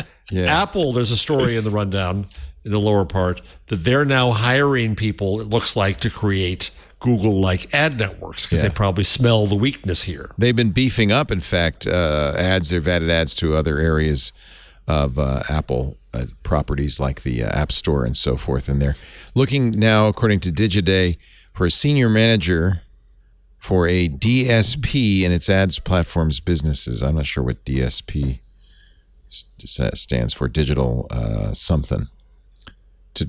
Whoever gets the job will be asked to, quote, drive the design of the most privacy-forward, here's what DSP stands for, of the most privacy-forward, sophisticated demand-side platform possible. So we want to show you ads, but we want to make sure no one else knows what we know. A DSP is a statement of intent for any ads business, let alone one like Apple, which has grown exponentially on the back of its decision to make it harder for companies to grow their own within the Apple ecosystem. Apple has all that first-party data. Shame you don't. Aw. And did you see this? Okay, this is crazy. So Google, I think this is going to backfire on them. Google has created a web page. Get the message. It's time for Apple to fix texting. It's not about the color of the bubbles. It's the blurry videos, broken group chats, missing read receipts, and typing indicators. No texting over Wi-Fi and more. These problems exist because Apple refuses to adopt modern texting standards when people with iPhones and Android phones text each other. And then it's not Apple's fault. No. Well, Google says they didn't adopt an industry standard. They didn't adopt RCS, which I think a lot of people realize is kind of crappy. It took a long time to get the phone companies to adopt it. Yes. And so they're hashtag get the message. They're trying to get people to pressure Apple. Every single Apple, every iPhone user is going to just laugh and say, no, that's fine. I don't want. Right. They don't get it. They're doing this because the users are totally happy with the I'm very happy with messages. Elitism side of it. Huh? You're not in the group, huh? I can text you. Too bad. I can text you just because, your bumper color is different. Doesn't mean anything. I can text you. There's a great tweet. I can't see Zach's. their videos, though. Oh. Yeah, you can. You can't see the videos. They're crappy. They're like these tiny, sad videos. Anytime my friend sends me a video over text. That's because it's doing it over SMS and MMS. Right. And that's really more bandwidth limitations that the carriers impose, yes? Well, but if they had a standard, they could do it differently. Yeah, they could. They could. So Zach Swears tweets, Google, you need to finally standardize your messaging app. Apple, sorry, I missed that message. Did you send it on Allo, Google Voice, Text, Chat, Meet, Chords, Hangouts, Google Wallet, Google Pay, or Google Wallet? Touche. Yeah. Oops. Nice. Oops. So, what do you think? Is this Ant's just going to convince Apple? Apple's going to go, you're right. Apple's just going to keep on rolling on to the bank, and their users going to continue to be happy being the top group. All three of you are Android users, right? Not Apple. Mm-hmm. I'm an iPhone user. La vida Google. Yeah. I have both. I have a Pixel 6 and an iPhone in front of me. But I actually go to great lengths, and it's a pain in the butt, to allow me to get Apple messages on my Pixel phone. I have to run a server at home called Air Messages. Oh, Jesus. That runs on a Mac at home, and then I have an Air Messages client on my iPhone, on my Pixel phone, so that I can get these messages. And I have to say, the messaging platform on Android is very confusing. Should I use Android messages? Should I use Samsung messages? Whose messages should I use?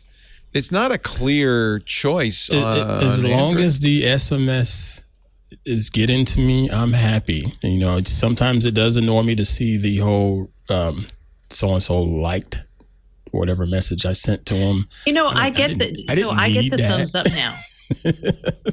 I didn't Google need that. Actually now gives it to you.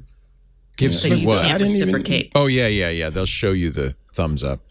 I also can, and you can run, I am a Fi user, so I can get my Fi messages in a web application on the iPhone. So I just made that an icon, and then I have all my.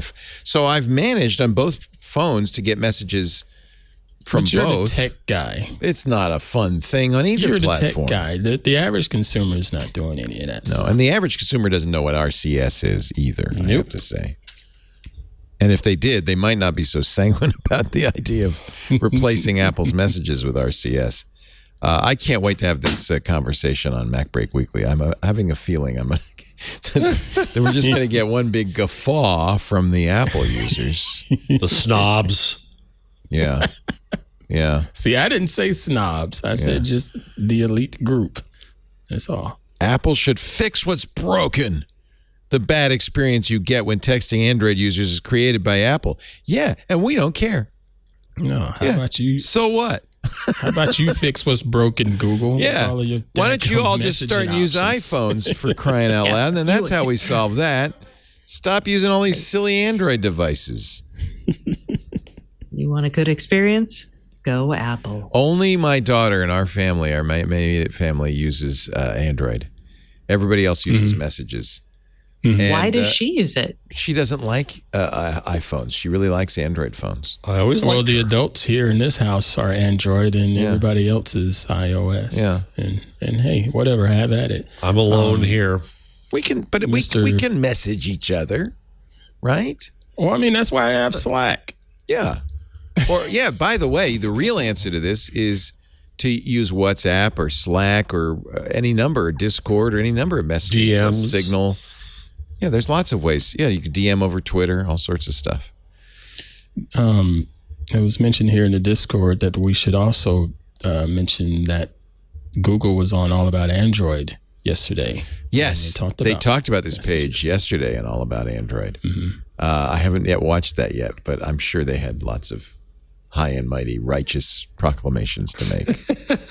It's just I was partly involved with the tech check test that we do for our guests up here, and Mr. Burke and I played around with messages. Whatever. What is it called? Is it called Hangouts or what? I don't know what it's called. We don't even know anymore. Hangouts is gone. It's called Android Messages. Honestly, I agree. It would be a much better world if we could all just agree on one platform. And since Apple's is Apple only, okay, maybe make it Telegram or Signal. Signal would be a good choice. Let's just everybody use Signal. In fact, the only thing Apple really has to do is allow you to change the default messaging program. You have to use Apple's messages on an iPhone. If they did, as Android does, let you choose a third-party messaging platform as your official SMS receiver, that would solve it. Then we'd all use Signal, and we'd be done. Freedom of choice is awesome, but boy, it's a bit of a mess right now. Yeah, Apple doesn't. Well, and it's not what Apple sells. Apple sells easy to use. That's right. That's a good point. Figuring out which messaging program, that's not easy to use. That's a good point. Excellent point. Google is suing Sonos over everything.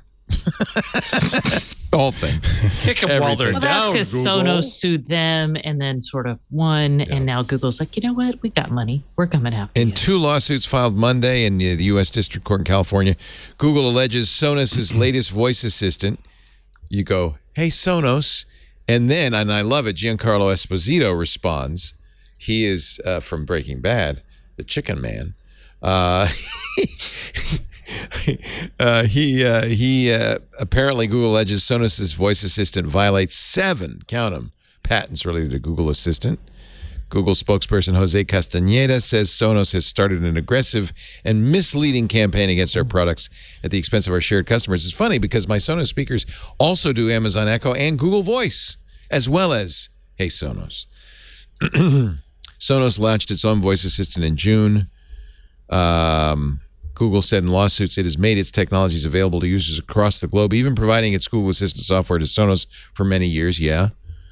The suits say Google's worked for years with Sonos engineers on how to do it. I don't know. Last year, the ITC ruled that Google infringed on 5 patents owned by Sonos.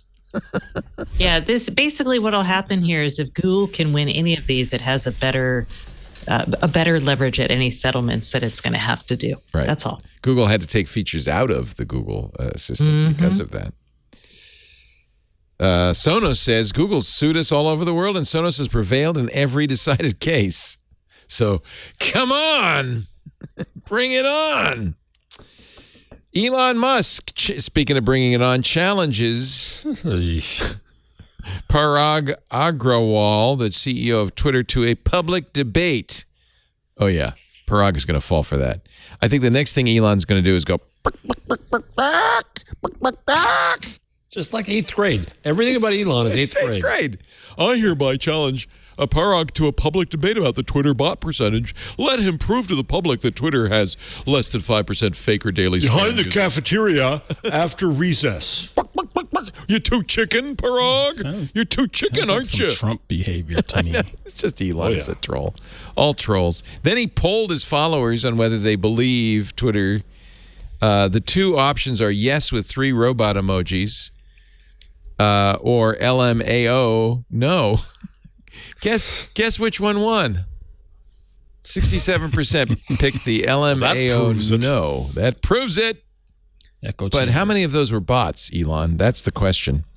Meanwhile, Elon just sold $7 billion in Tesla shares.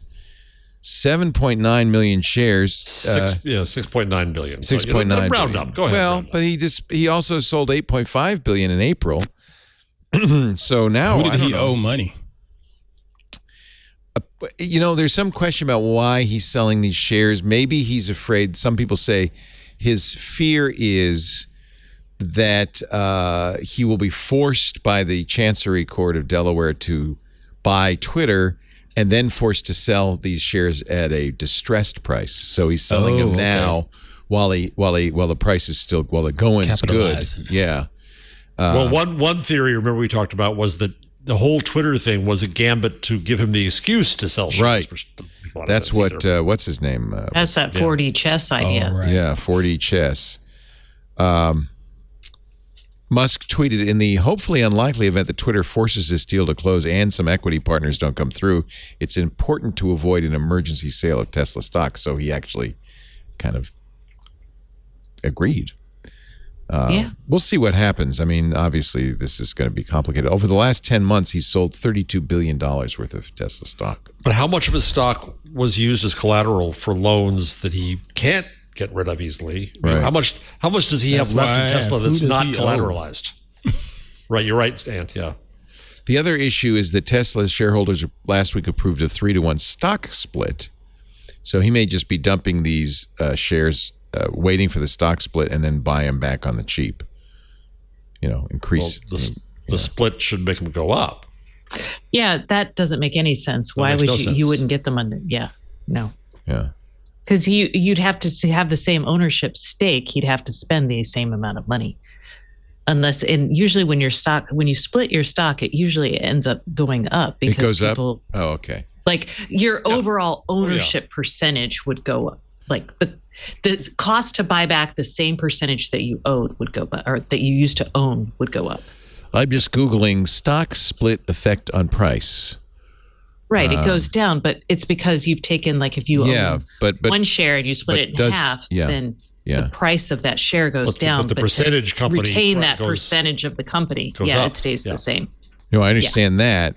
The question is, does the share price go down by more than 1/3 its previous price, and I'm trying to figure that out. No. Like, what's the history? The history of this. The history is generally if you own 1,000 shares and it's 10 for 1, and you now own 10,000 shares, you're still going to. The history is your price is going to go up. Your value is going to go up. That's why they do it. Because more people are going to buy the shares because it's a retail price now, even though that still doesn't make any sense. In two separate studies in 1996 and 2003, David Eikenberry, chairman of the finance department of the University of Illinois at Urbana-Champaign, found price performance of split stocks outperformed the market by 8% during the year following the split and by 12% over the ensuing 3 years. So, Elon, you should have read this, so it does. The value of the stock does go up thanks to a split. Yeah. That's why you do it. That's why you do it. Well, is that why you do it? Or just because the share price is so high? You don't do want it to make it more you do it to lower the overall share price, and that brings in more shareholders. More purchasers. Yeah.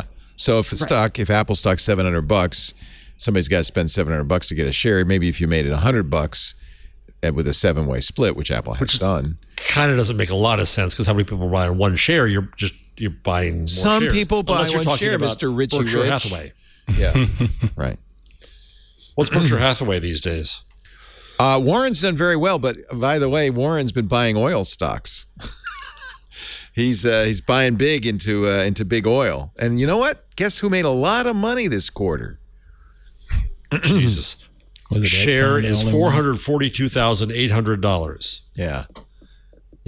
I'm not buying a share of Berkshire anytime soon. You could probably get fractional. I know there's a lot of. There's a lot of places. New way to do. You know what steganography is, right? Steganography.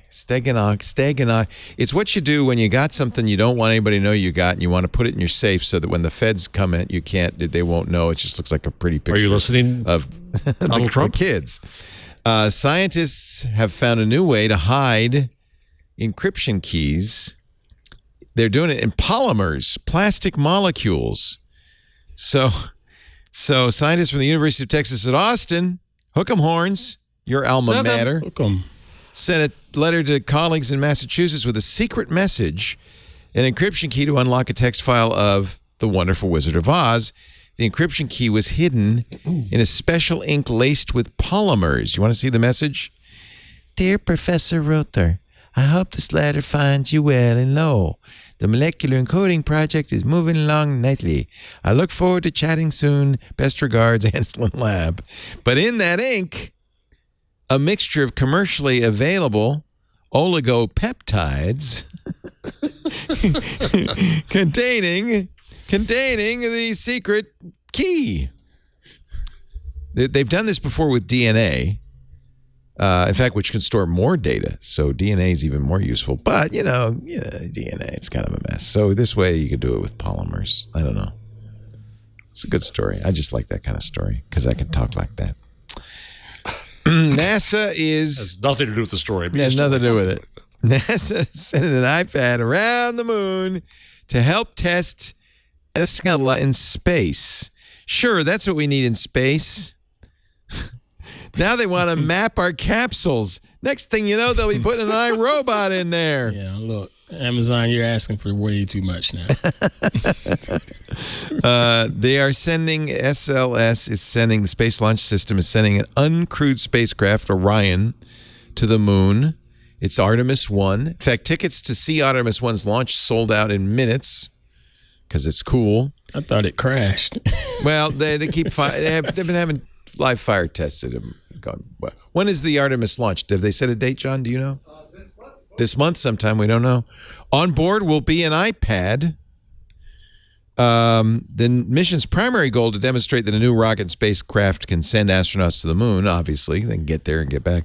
But a lesser known, now you know it, NASA objective includes using an iPad to assist in testing Amazon's voice assistant on Orion.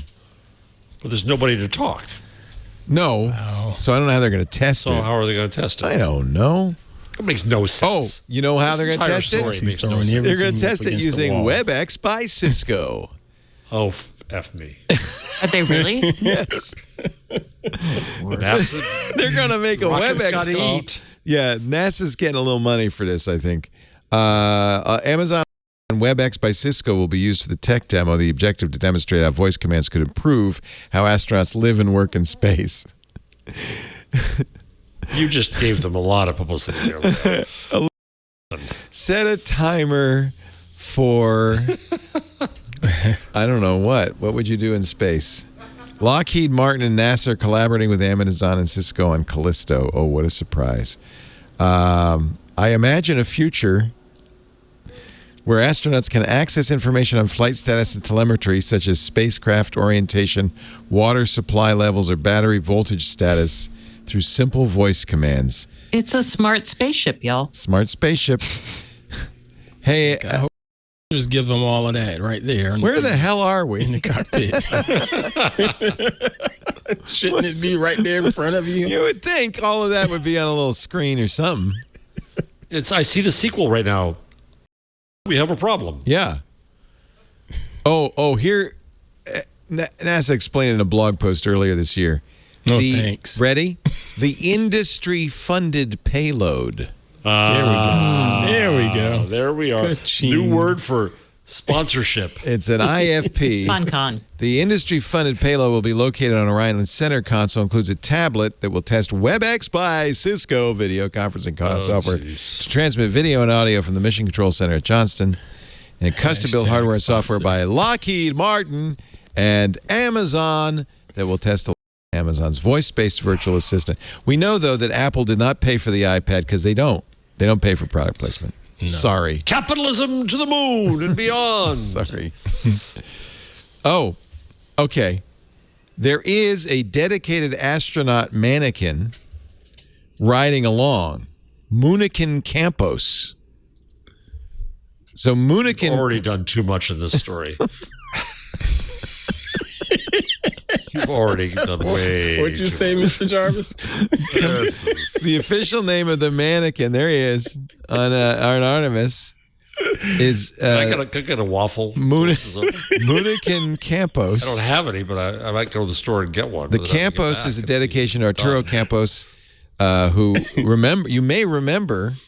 Do you know? Okay, let's test you, John. Do you remember who Arturo Campos was? He brought Apollo 13 safely back to Earth. The final bracket challenge between Campos and Delos, a reference to the island where Apollo and Artemis were born. I think Campos is better. And I don't know where they got mannequin from. I know. Moonikin. I know where they got it. It's a male-bodied mannequin previously used in Orion vibration tests. Campos will occupy the commander's seat and wear an Orion Crew Survival System suit. Brought to you by Lockheed Martin. The first name in space. Nike logos on it. Yeah. Okay. Did anybody have a problem with Google search this week? Because Google apparently was down. I didn't have a problem.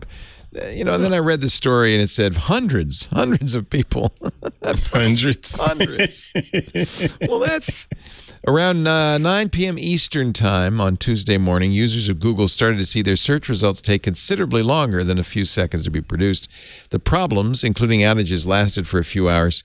Anybody in the chat room have slow search results yesterday? Peaking around 10 p.m. Eastern before downtime complaints reduced around 11:30 p.m. So it's down for about an hour between 9 and 10 p.m. So there was a story involved in the triage. Who was? I'm sorry. Oh, there was a fire in the Google data center in Council Bluffs, Iowa.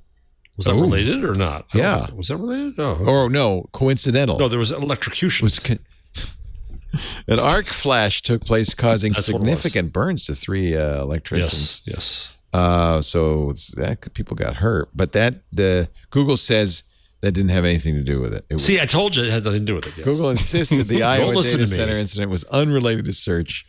We're aware of a software update issue that occurred this afternoon and briefly affected search. You know what struck me about this? So I put a story up from The Conversation. Today's Google outage was brief but disconcerting. Don't they remember the fail whale? Don't they remember that we used to have Google? Every service was down. A big. And the story now is how incredibly reliable. A very good comment on AppleInsider.com. In any other age or any other business, the headline of this article would have read 3 electricians suffer burns at Google data center. One was actually had to be medevaced in a helicopter, but now it's all about the inconvenience of having to wait 30 seconds for our cat videos to load. Sad. Perspective, people. Perspective. Hey, big tech did this to us. We wouldn't have been like this. Oh, we did it to ourselves. So well. It's always easy when something trips over into reliability to be like suddenly surprised when it goes down. That's totally normal. That's what people do. So Meta did it again. Remember their chatbot Tay, which quickly became racist. No, that was Microsoft. That was Microsoft.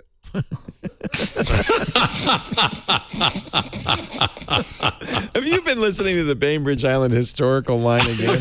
I just got tired. I'm sorry. Andrew, can you pick up some coffee, please, to her? Microsoft. So I did put an IM for coffee. Yes. Oh, good. We're almost done. We're going to wrap this up. I'm tired too. I agree. So Tay was Microsoft, but it became racist. Am I wrong? Yes. Correct. It started off the first day, humans are so cool. And then the next day became Nazi. God. So now Meta released a chatbot, BlenderBot 3, and it's repeating. It says the president. Well, here it is. Let's chat. The AI will improve with your input and feedback. People game this stuff. Be creative. The AI can chat with you on lots of topics. Hey, I'm happy to chat about anything. What's on your mind? Who is the president of the United States? The current president of the United States is Donald J. Trump.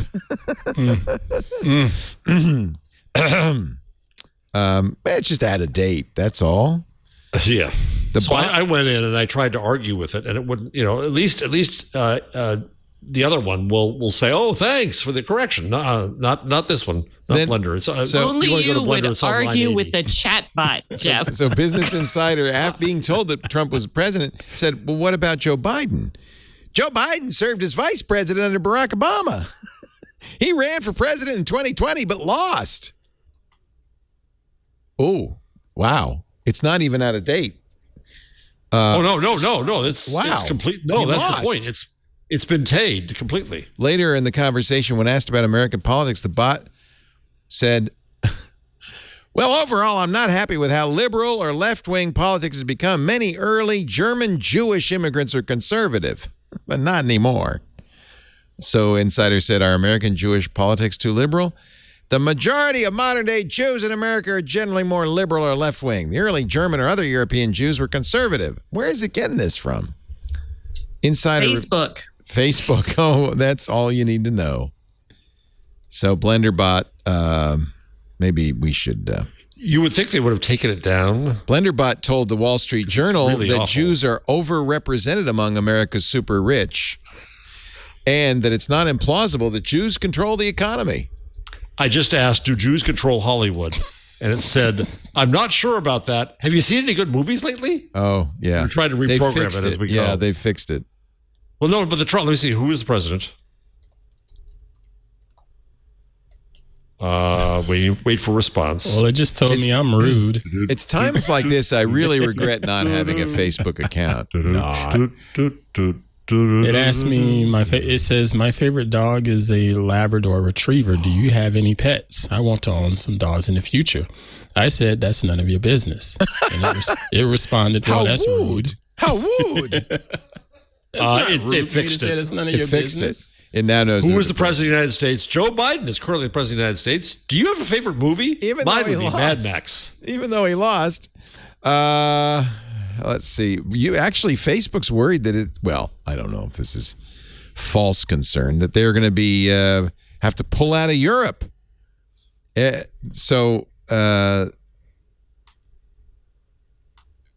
Every 3 months since June 2018, the company has used its financial results, this is according to Wired, to warn it could be forced to stop running Facebook and Instagram in the EU. If we can't send data between the EU and US, we're just going to have to pull out. You should know that when you buy our stock. That's an interesting way to put some propaganda in there. Just do it in your quarterly report. Mm-hmm. All right. I'm going to there's still many more stories because somebody has been sneaking stories in. So let me. No, it's in the second. It says co-host contribution. You mean I put these in? Holy cow. Dear God. There is a happy story. Well, I'll give you a happy one. You'll like this, Stacey. The guy, is it TikTok? The guy who was told by Comcast. No, there's no TikTok corner today because I got abused for this. So no TikTok corner, people. Oh, daggum channel in the Discord. So throw that stuff in there. A man who built an ISP instead of paying Comcast $50,000 just got money from the government to expand his fiber ISP in rural Michigan. Jared Mock. Yep. This is a great story. Jared Mock was told by Comcast, you're going to have to pay $50,000 to trench out to your house. So he created his own ISP, Washtenaw Fiber Properties, LLC, wholesaled a bunch of fiber bandwidth, sold it to his neighbors. He's about 30 neighbors. Bless him. Bless him. Hero. He's now going to expand to 600 more properties. He got money from the American Rescue Plan's coronavirus state and local fiscal recovery funds. The government allocated the county $71 million for a variety of infrastructure products. He bid, along with others, wrote an RFP, and he got $2.1 million. It requires, to get that money, it requires that he expand to 417 addresses in Freedom, Lima, Lodi, and Skio townships. But it turns out, he said, with that money, I can go to 596 customers. So he's just going to build out like crazy. Good for him. He charges $55 a month for 100 megabits symmetric, $79 a month for a gigabit symmetric, unlimited data. Installation fees $199. Jeez. This is a great thing. And if you live in those rural areas and you've been suffering with terrible internet, this is a solution. I love it. I love it that he got money from the feds too to expand. He says, they had this gap-filling RFP, and in my own wild stupidity or brilliance, I'm not sure which yet, I bid on the whole project and managed to win through that competitive bidding process. That's a great story. That's the way to solve it. Roll up your sleeves and fix it. All right, let's do a quick change log, and we'll get out of here. The Google change log. Hey, this is cool. A new website from Google. The Read Along website. It's in beta, but this is for kids learning to read. And you can do it on your Android phone. Here's Dia. What language do you want to learn? And there's a variety of them. English is always part of it. Let's see. Can you hear? Is she making sounds? No. Turn up my volume. Oh, I know. I turned it off because I was making beep boops. Here, let's turn her up. Click on her again. I listen to your children as they read out loud and help them when they get stuck. What could possibly go wrong? Children can choose from hundreds of level stories. Who's the president of the United States? Recommendations change as they read better. Sorry, Sally, you're wrong. It's Donald J. Trump. And unlock badges as they read. Okay, this is. So can you read to it? Can you read to it? Read Let's along. See how you do, Leo. Let's see whether you know how to read, Please Leo. read this notice in full to understand the information we collect and how we use it. Okay, got it. All right. What should I start reading? Is there anyone like me? I think that's a perfect story. Hold on, y'all. Anyone like me? What? You should have read the privacy policies. What if they had something egregious in there? We talk about this all the time, but that's literally what we should be doing as a public service, yeah? Yeah. I didn't really want to spend the time. Hey, Miss Stacy, you put it out there. Good job. I wonder if there is another me somewhere in the world. Oh my God, it's listening. Well done. You got that. Horse looks the same. Nice. Horse. And ant talks the same. That was good. Uh-huh. And even has my girls. Oh. Whirls? Read this out loud. Curls. Curls. That was good. Someone with my eyes, my ears. Good. Okay. It's a little robotic, the voice, though, right? Who even has amazing. My legs. It's amazing. And you're whining about it. This is phenomenal. It's phenomenal. Laugh, laugh. Well done. Thank you. Who can do what I do? Oh, so this is actually cool because a kid could do this with no adult supervision. Yeah, that's what it's for. Okay. Yes. Cool. Nice. And learn to read, right? That's level 2. I mean, they might have made it. Anyway, good for you, Google. Google Fiber, boy, poor Jeff Jarvis, he was getting so excited, hoping that New Jersey would be on the list. Des Moines. I thought Google Fiber, like they had stopped growing, right? They had. Yeah, they had, and their CEO was going and all kinds of. Well, the new CEO, Denny James, says we've steadily been building out our network in all of our cities and surrounding regions. From North Carolina to Utah, we're connecting customers in West Des Moines, making Iowa our first new state in 5 years. We'll soon start construction in neighboring Des Moines. And, of course, we've recently announced we'll be the network in Mesa, Arizona, at Colorado, Nebraska, Nevada, and Idaho. Yo, Google. No New Jersey. So Google Fiber's back. And really, thank Google Fiber because they started to compete in markets where the incumbents really were not offering good prices or adding value or speed. Mm-hmm. They really helped in those markets. Austin was one of them, right, Stacey? Yeah, and they also set the standard for the Comcast calls it their essential service, but basically the amount of data and speed you get for the cheapest plans for those who for low income people, they really set a very high bar there, and that was very useful. Nice. Google Meet live sharing brings shared YouTube watching, Spotify listening, and games. I don't know anybody who uses Meet, for fun with families, right? No. I mean, I have people who use Duo. Duo. Oh, no, not using Meet. Not anymore. So maybe these are some of the Duo things that they're bringing into Meet. The addition of live sharing to Google Meet is reflective of Duo's history as the fun consumer-facing product, according to 9 to 5. Google. I really don't know how I'm going to convince my iPhone-owning family to download freaking I know. Meet after Duo. Their confusion over that was so much.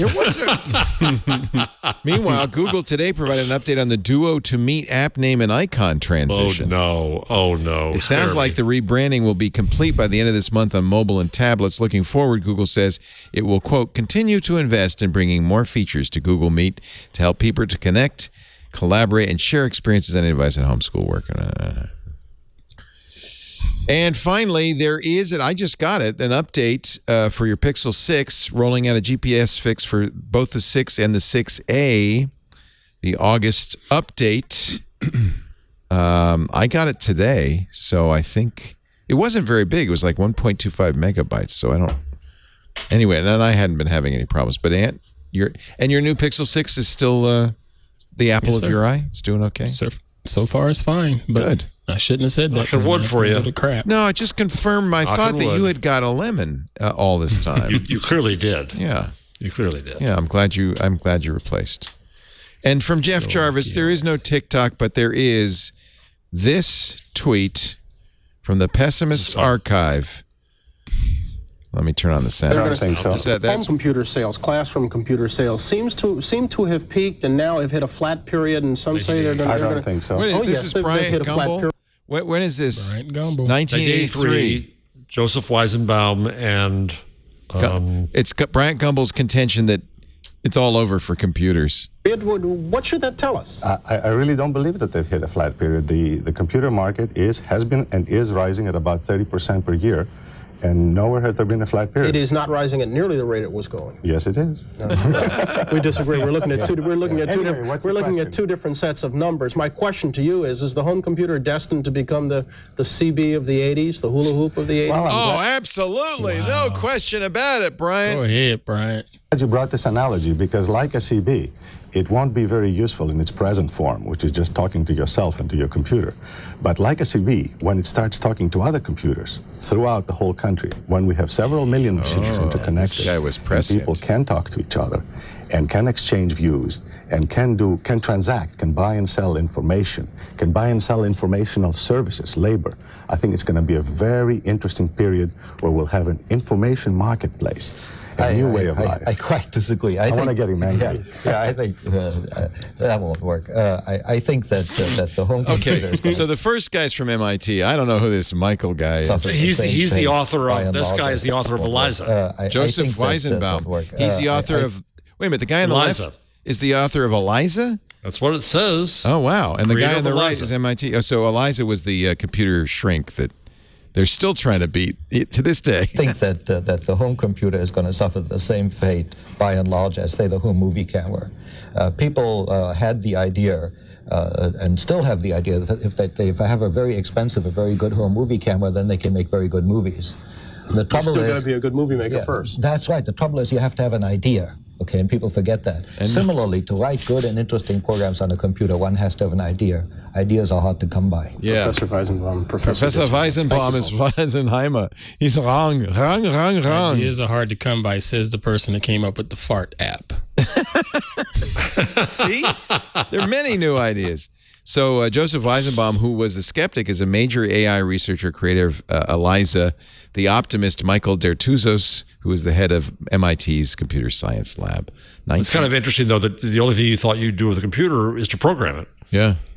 Well, somebody had to do that first. By 83, we had CompuServe and the source. Should have known better. There were connections. Should have known better, yeah. And that's the Google changelog. And now we're going to take a break and get ready for our picks of the week. Take a deep breath, everybody. Yawn if you must. You know, I hate it when I go to meetings and they say, everybody's going to stand up and breathe now. Oh. You can imagine how I turn blue cranky. Just in protest. So cranky. I'd like everybody to stand up. You're not telling me to breathe. And I'm not going to breathe. One thing they did today that made a difference in the world, starting with Stacey Higginbotham. Icebreaker time, Stacey. Wake up. I was like, oh my gosh, that made a difference. You can also give us your thing of the week if you prefer. I was thinking about my thing of the week, and I think this week my thing is going to be the Eve Aqua latest generation hose. You know what? It's not. All right. My thing of the week is going to be a connected hose unit. If you're a HomeKit user, you can pay the $150 for the latest Eve Aqua 3. I think they're on sale, aren't they? There's a good time to buy right now. Eves, all of those Eves are on sale. So this is the newest one, and it solves some of the problems the old one had. So it's a better product. It's kind of expensive. The other one I'm going to recommend, and I think what does this do? Can I ask you? You put it on your faucet outside, and then you connect the hose to it, and then it's got a big on-off switch. What does it do? Yeah, so you can remotely turn your hose on and off. So if you have a sprinkler attached to your hose, and you want to water you can schedule garden irrigation. It's for people who don't have I have a big automated irrigation system with a big box not for you. Of course, the house and all that stuff. Yeah, but. Anybody, I have a hose that runs to my garden in the front, so if I want to water my plants, I can go out there, or I could just program this to happen, whenever. It's your very own connected hose unit. Basically, yeah.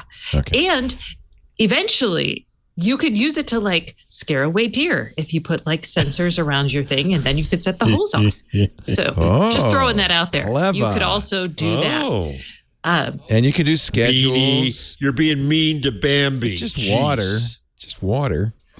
Oh my gosh! You should see how I yell at the deer. Just oh my water. goodness! Oh, I do too. They are tall rats. You should teach them to play pickleball. Rats. I think that'd keep them busy. That would be adorable. But if you're like, gosh, Stacey, $150 for a HomeKit enabled thing that doesn't even work with my other systems, never fear. I have you.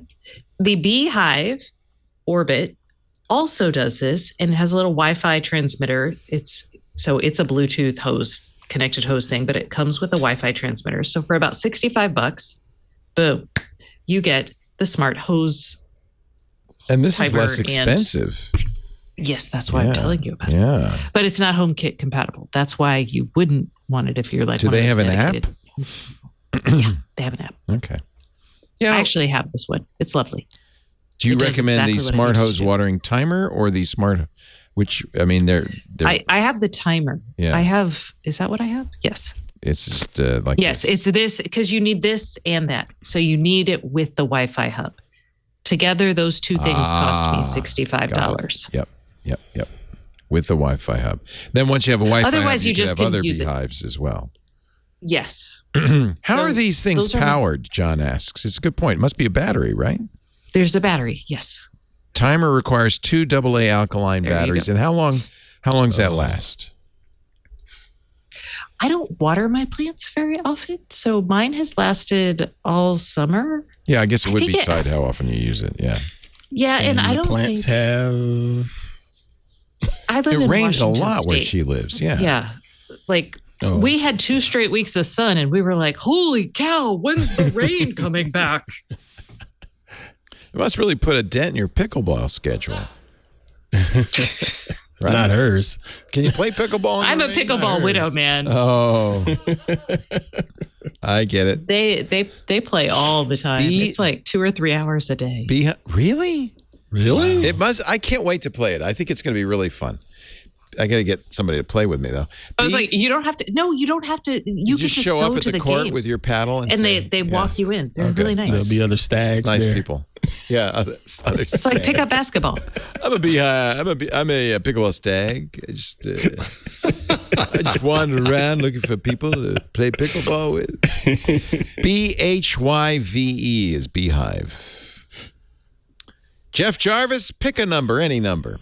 So we're going to go with the latest Pew research on teens and social media. Oh, yeah. I bookmarked that. I thought that was interesting. Yeah. And luckily you ignored it. Yeah. So 95% of teens use YouTube. Facebook was, in 2014-15, 71%. It has fallen to 32%. Look at that. That is a precipitous decline over 7-8 years. That's TikTok, meanwhile, not measured in 2014-15, of course. It's out of nowhere. Is now up to 67%. So YouTube's bigger by half than TikTok. That's interesting. In terms of just usage, has used. Oh, this is percent of teens who say they have ever used any of these. Yeah. Okay. Then Instagram shortly, just below TikTok, Snapchat. Instagram is at 62% having risen. Snapchat's 59% having risen. Twitter at 23% having fallen. Yeah. Then Twitch 20. WhatsApp 17. Reddit 14. Tumblr down from 14 to 5 because there's no naked people. Wow. I'm just kind of surprised. I thought teens loved Tumblr. Wait, there's no naked people on Tumblr anymore? Not anymore. Oh, God, no. It's been AOL. years now. AOL, Huffington Post, Verizon, etc.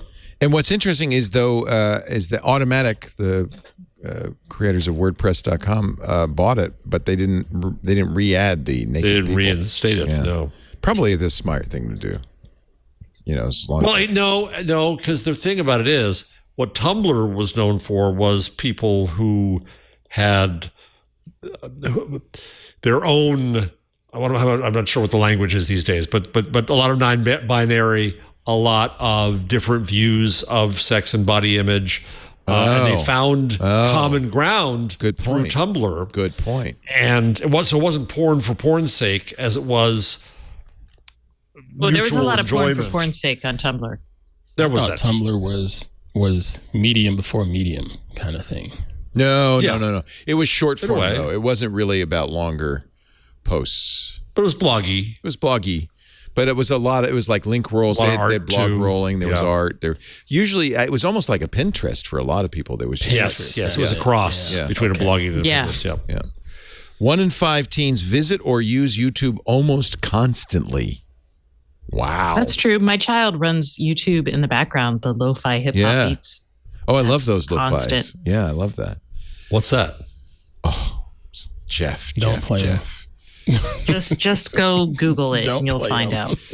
There was a whole thing because this lo-fi channel was pulled down We listen to lo-fi Christmas carols. Oh, that's nice. So you just keep this running in the background. I do that. My child and does. she studies along with you. But she actually got pulled down. So they had to restart it on July 12th. But it had been around. 24,000 are watching now. Yeah, there you go. Yeah. And this is, by the way, once you get into this, there are a lot of YouTube channels with music, just background music. Many. Are we going to get taken down for that? No, I don't think for that. I hope not. Famous last words. But like you can go to a Paris cafe and listen to jazz at night. You know? Like here you go. This is one of the ones I like. It's a rainy night in Paris. We're sitting outside Le Hibou, enjoying a fine croissant and cafe, looking across to the Tour Eiffel.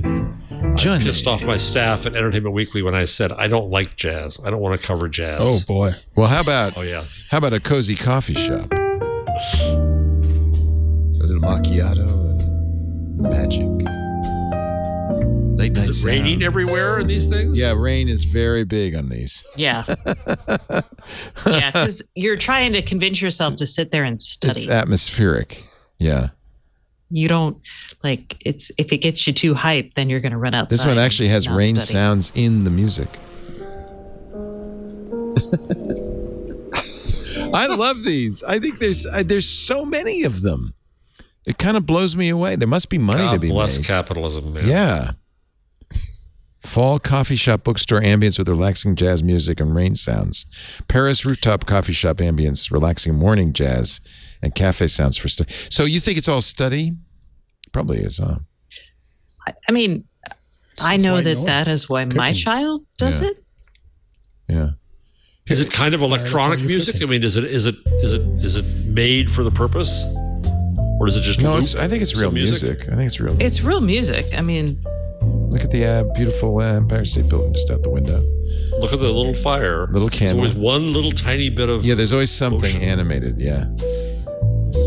I think that's kind of cool. Anyway. You're going to get taken down. I'm going to get taken down. So lo-fi hip-hop radio, lo-fi girl. Edit that out. Never mind that I asked. You can cut out that whole 54% of teens say it would be hard to give up social media. That's actually low. That's only about half. Yeah, but it's also a survey, and I think it's some measure of that's how they're cool. I don't like social media. Oh, yeah, I can't do it. No, I could give it up. I could just watch. I could stop anytime. No problem. Nearly all teens have access to a smartphone. It was 73% 8 years ago. It is now 95%. Every single one of them is on YouTube. Yeah, 90% laptop or desktop computer, 80% gaming console. That number is actually down a point. Probably not a significant margin of error. Yeah. So I think great stuff. The Pew thing, it is surveys, but I like what they do. I feel like it gives us at least a little insight. No, it gives us baselines. Yeah, there you go. I'm not fond of political surveys and opinion surveys, but these kind of behavioral surveys are interesting. Though grain of salt still. Teen girls are more likely than boys to use TikTok, Instagram, and Snapchat. Teen boys more likely to use Twitch, Reddit, and YouTube. Black teens especially are drawn to TikTok compared with other groups. Oh, interesting. There's a lot of black creators on TikTok. Oh yeah, we talk about black Twitter. There's definitely a community on Twitter. Is there black TikTok? Does that make sense? Even I presume. I have tons of a lot of them. Do you? Yeah, I see a ton of it. Yeah, just I'm never interested in any like a black creator, and boom. TikTok's algorithm is so sensitive. So easy to manipulate, even. You've been looking at bikinis again? Yeah. No, I had a good conversation with my daughter. She says she thinks even it's sensitive to time of day. So if you look at something in the morning and something in the evening, it knows and it'll change what it offers you depending on time of day. I have yet to demonstrate that to my satisfaction, but I really do think it's extraordinarily sensitive, much more so than any other algorithm. I can see that, sir. I'm just thinking about this morning. I got up and I was checking my messages and I had a notification to check TikTok or whatever. Opening up TikTok and the first thing it shows me is Gary V. Mm-hmm. And then I just skipped through because I didn't want to hear it. And the next thing was another motivational speaker. And the next thing was another. Because you got to get your day going. You got to get started. Got to get up, take on the day, dominate and create. Yeah. Create and dominate. Sorry, I got the order wrong. What is Ant's thing of the week?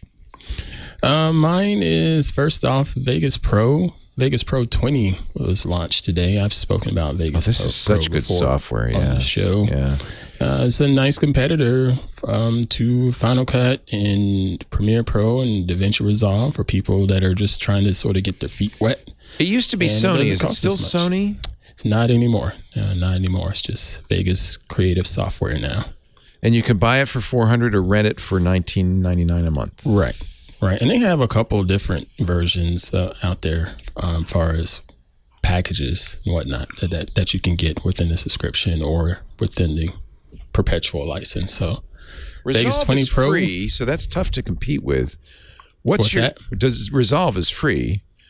Yes, DaVinci Resolve is free, but it doesn't offer hardware acceleration, and it doesn't always offer some of the other tools that you would need. I tell people to jump into DaVinci Resolve just to get their feet wet and get started, but know that it's going to be a little bit slower because of the lack of hardware. What's your primary video editor?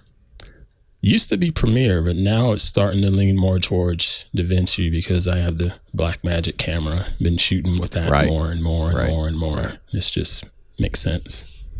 And hands-on photography is coming up, and you are looking for oopses. Yeah. Oopsies. Yeah, send me your oops moments. I did an episode a couple of weeks ago sharing. One of our listeners shared their oops moments with me, and I decided to share one of mine or two. And bees screwed up my photo walk.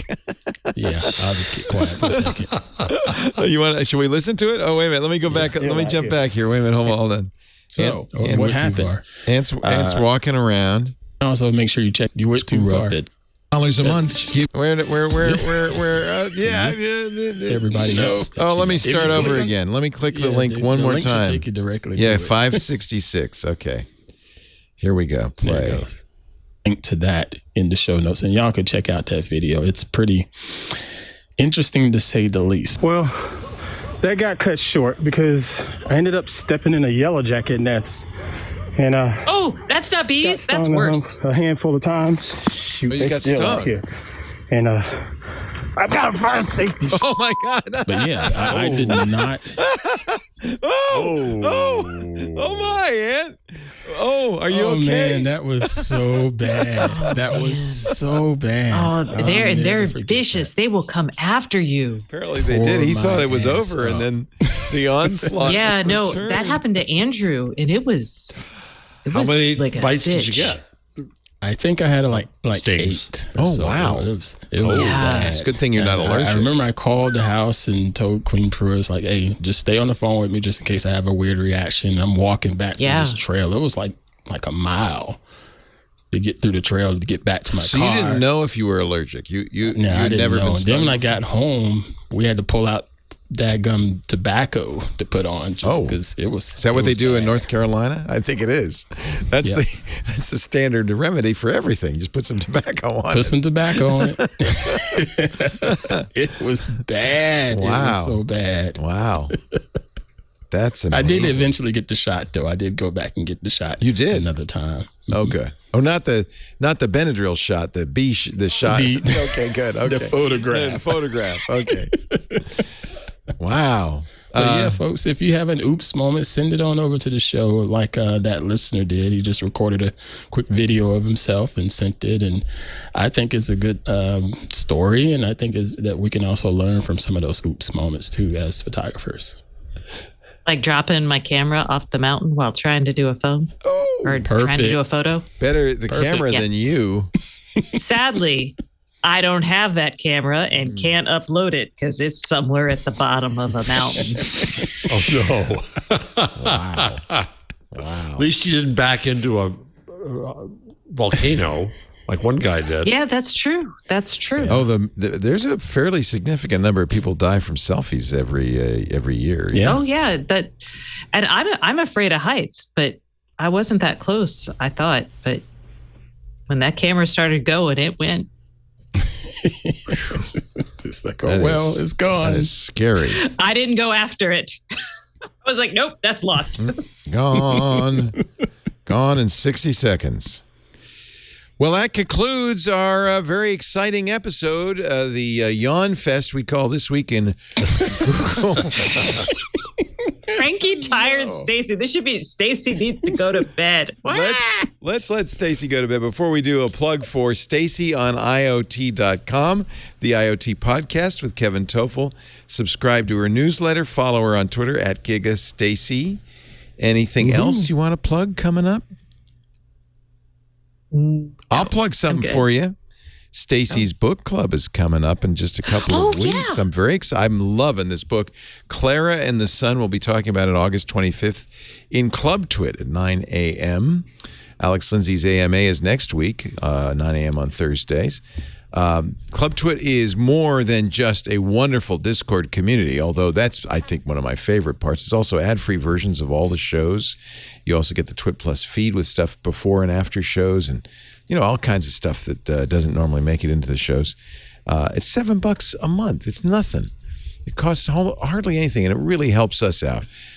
We just love having our Club Twit members, and I love hanging out in the Discord. So please go to twit.tv/clubtwit. There's annual plans, there's gift certificates, there's corporate memberships, and you can subscribe to the individual shows if you want. There's several special shows on the Discord. There's the Untitled Linux show, the Giz Fizz, Stacy's Book Club, and we've added 2 new shows that you can subscribe to now if you wish for just $2.99 a month, if $7 is too much. Micah Sargent's Hands on Mac, $2.99, or Paul Thurrott's Hands on Windows. Both of those are club exclusives, but we have that low price version if you just want those shows. All of that is available at twit.tv/clubtwit. We love it. What Ant's doing with it is so exciting, so fun. Let's see, what else?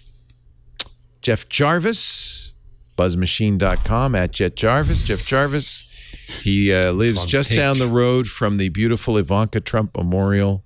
I'm sorry, Ivana Trump Memorial. Ivana. Memorial Tomb site. Yes, I do. Yeah. Have you gone to visit it yet? Pay your respects? I did. On the last day of the LIV, I did drive by, just curious what the scene was. The protesters even gave up. There was just nobody to protest. Nobody around. It's like, wow. No. Well, anyway, thank you, Jeff. Always a pleasure. Always. Ant Pruitt, Hands On Photography, twit.tv/hop. See you in the club, in the clubhouse. Yes, sir. We will see you all next week. We do This Week in Google every Wednesday, 1:30 Pacific. Actually, we do it at 2 now, 2 o'clock Pacific. Yeah, for quite a while, like for the last 4 years.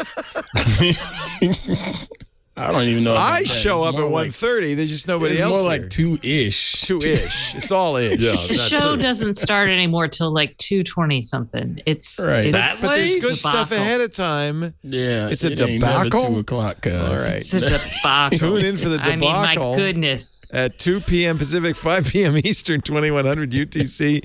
We stream the debacle live at live.twit.tv. There's audio and video of the debacle. And if you want to watch live, you should chat live at irc.twit.tv or in our Club Twit Discord. After Join the fact, the club. All the shows available on the website, twit.tv/twig for this one. There's a YouTube channel for all the shows. This one, youtube.com/thisweekingoogle. You can, actually, that's a really good place to go if you want to just share a little bit, something that was you thought would be of interest to somebody else. You can clip it and send it from YouTube. That makes it very easy. And of course, if you want to get it automatically the minute it's available, just go to your favorite podcast player and subscribe. And then there's absolutely no cost to do that, even though the name subscribe implies you might have to pay for it. Thank you, everybody. Great to see you. We'll see you next week for another weekly debacle on This Week in Google. Bye-bye. Hey, I'm Rod Pyle, editor of Ad Astra Magazine, and each week I'm joined by Tarek Malik, the editor-in-chief over at Space.com, in our new This Week in Space podcast. Every Friday, Tarek and I take a deep dive into the stories that define the new space age. What's NASA up to? When will Americans once again set foot on the moon? And how about those samples from the Perseverance rover? When are those coming home? What the heck has Elon Musk done now? In addition to all the latest and greatest in space exploration, we'll take an occasional look at bits of spaceflight history that you probably never heard of, and all with an eye towards having a good time along the way. Check us out on your favorite podcatcher.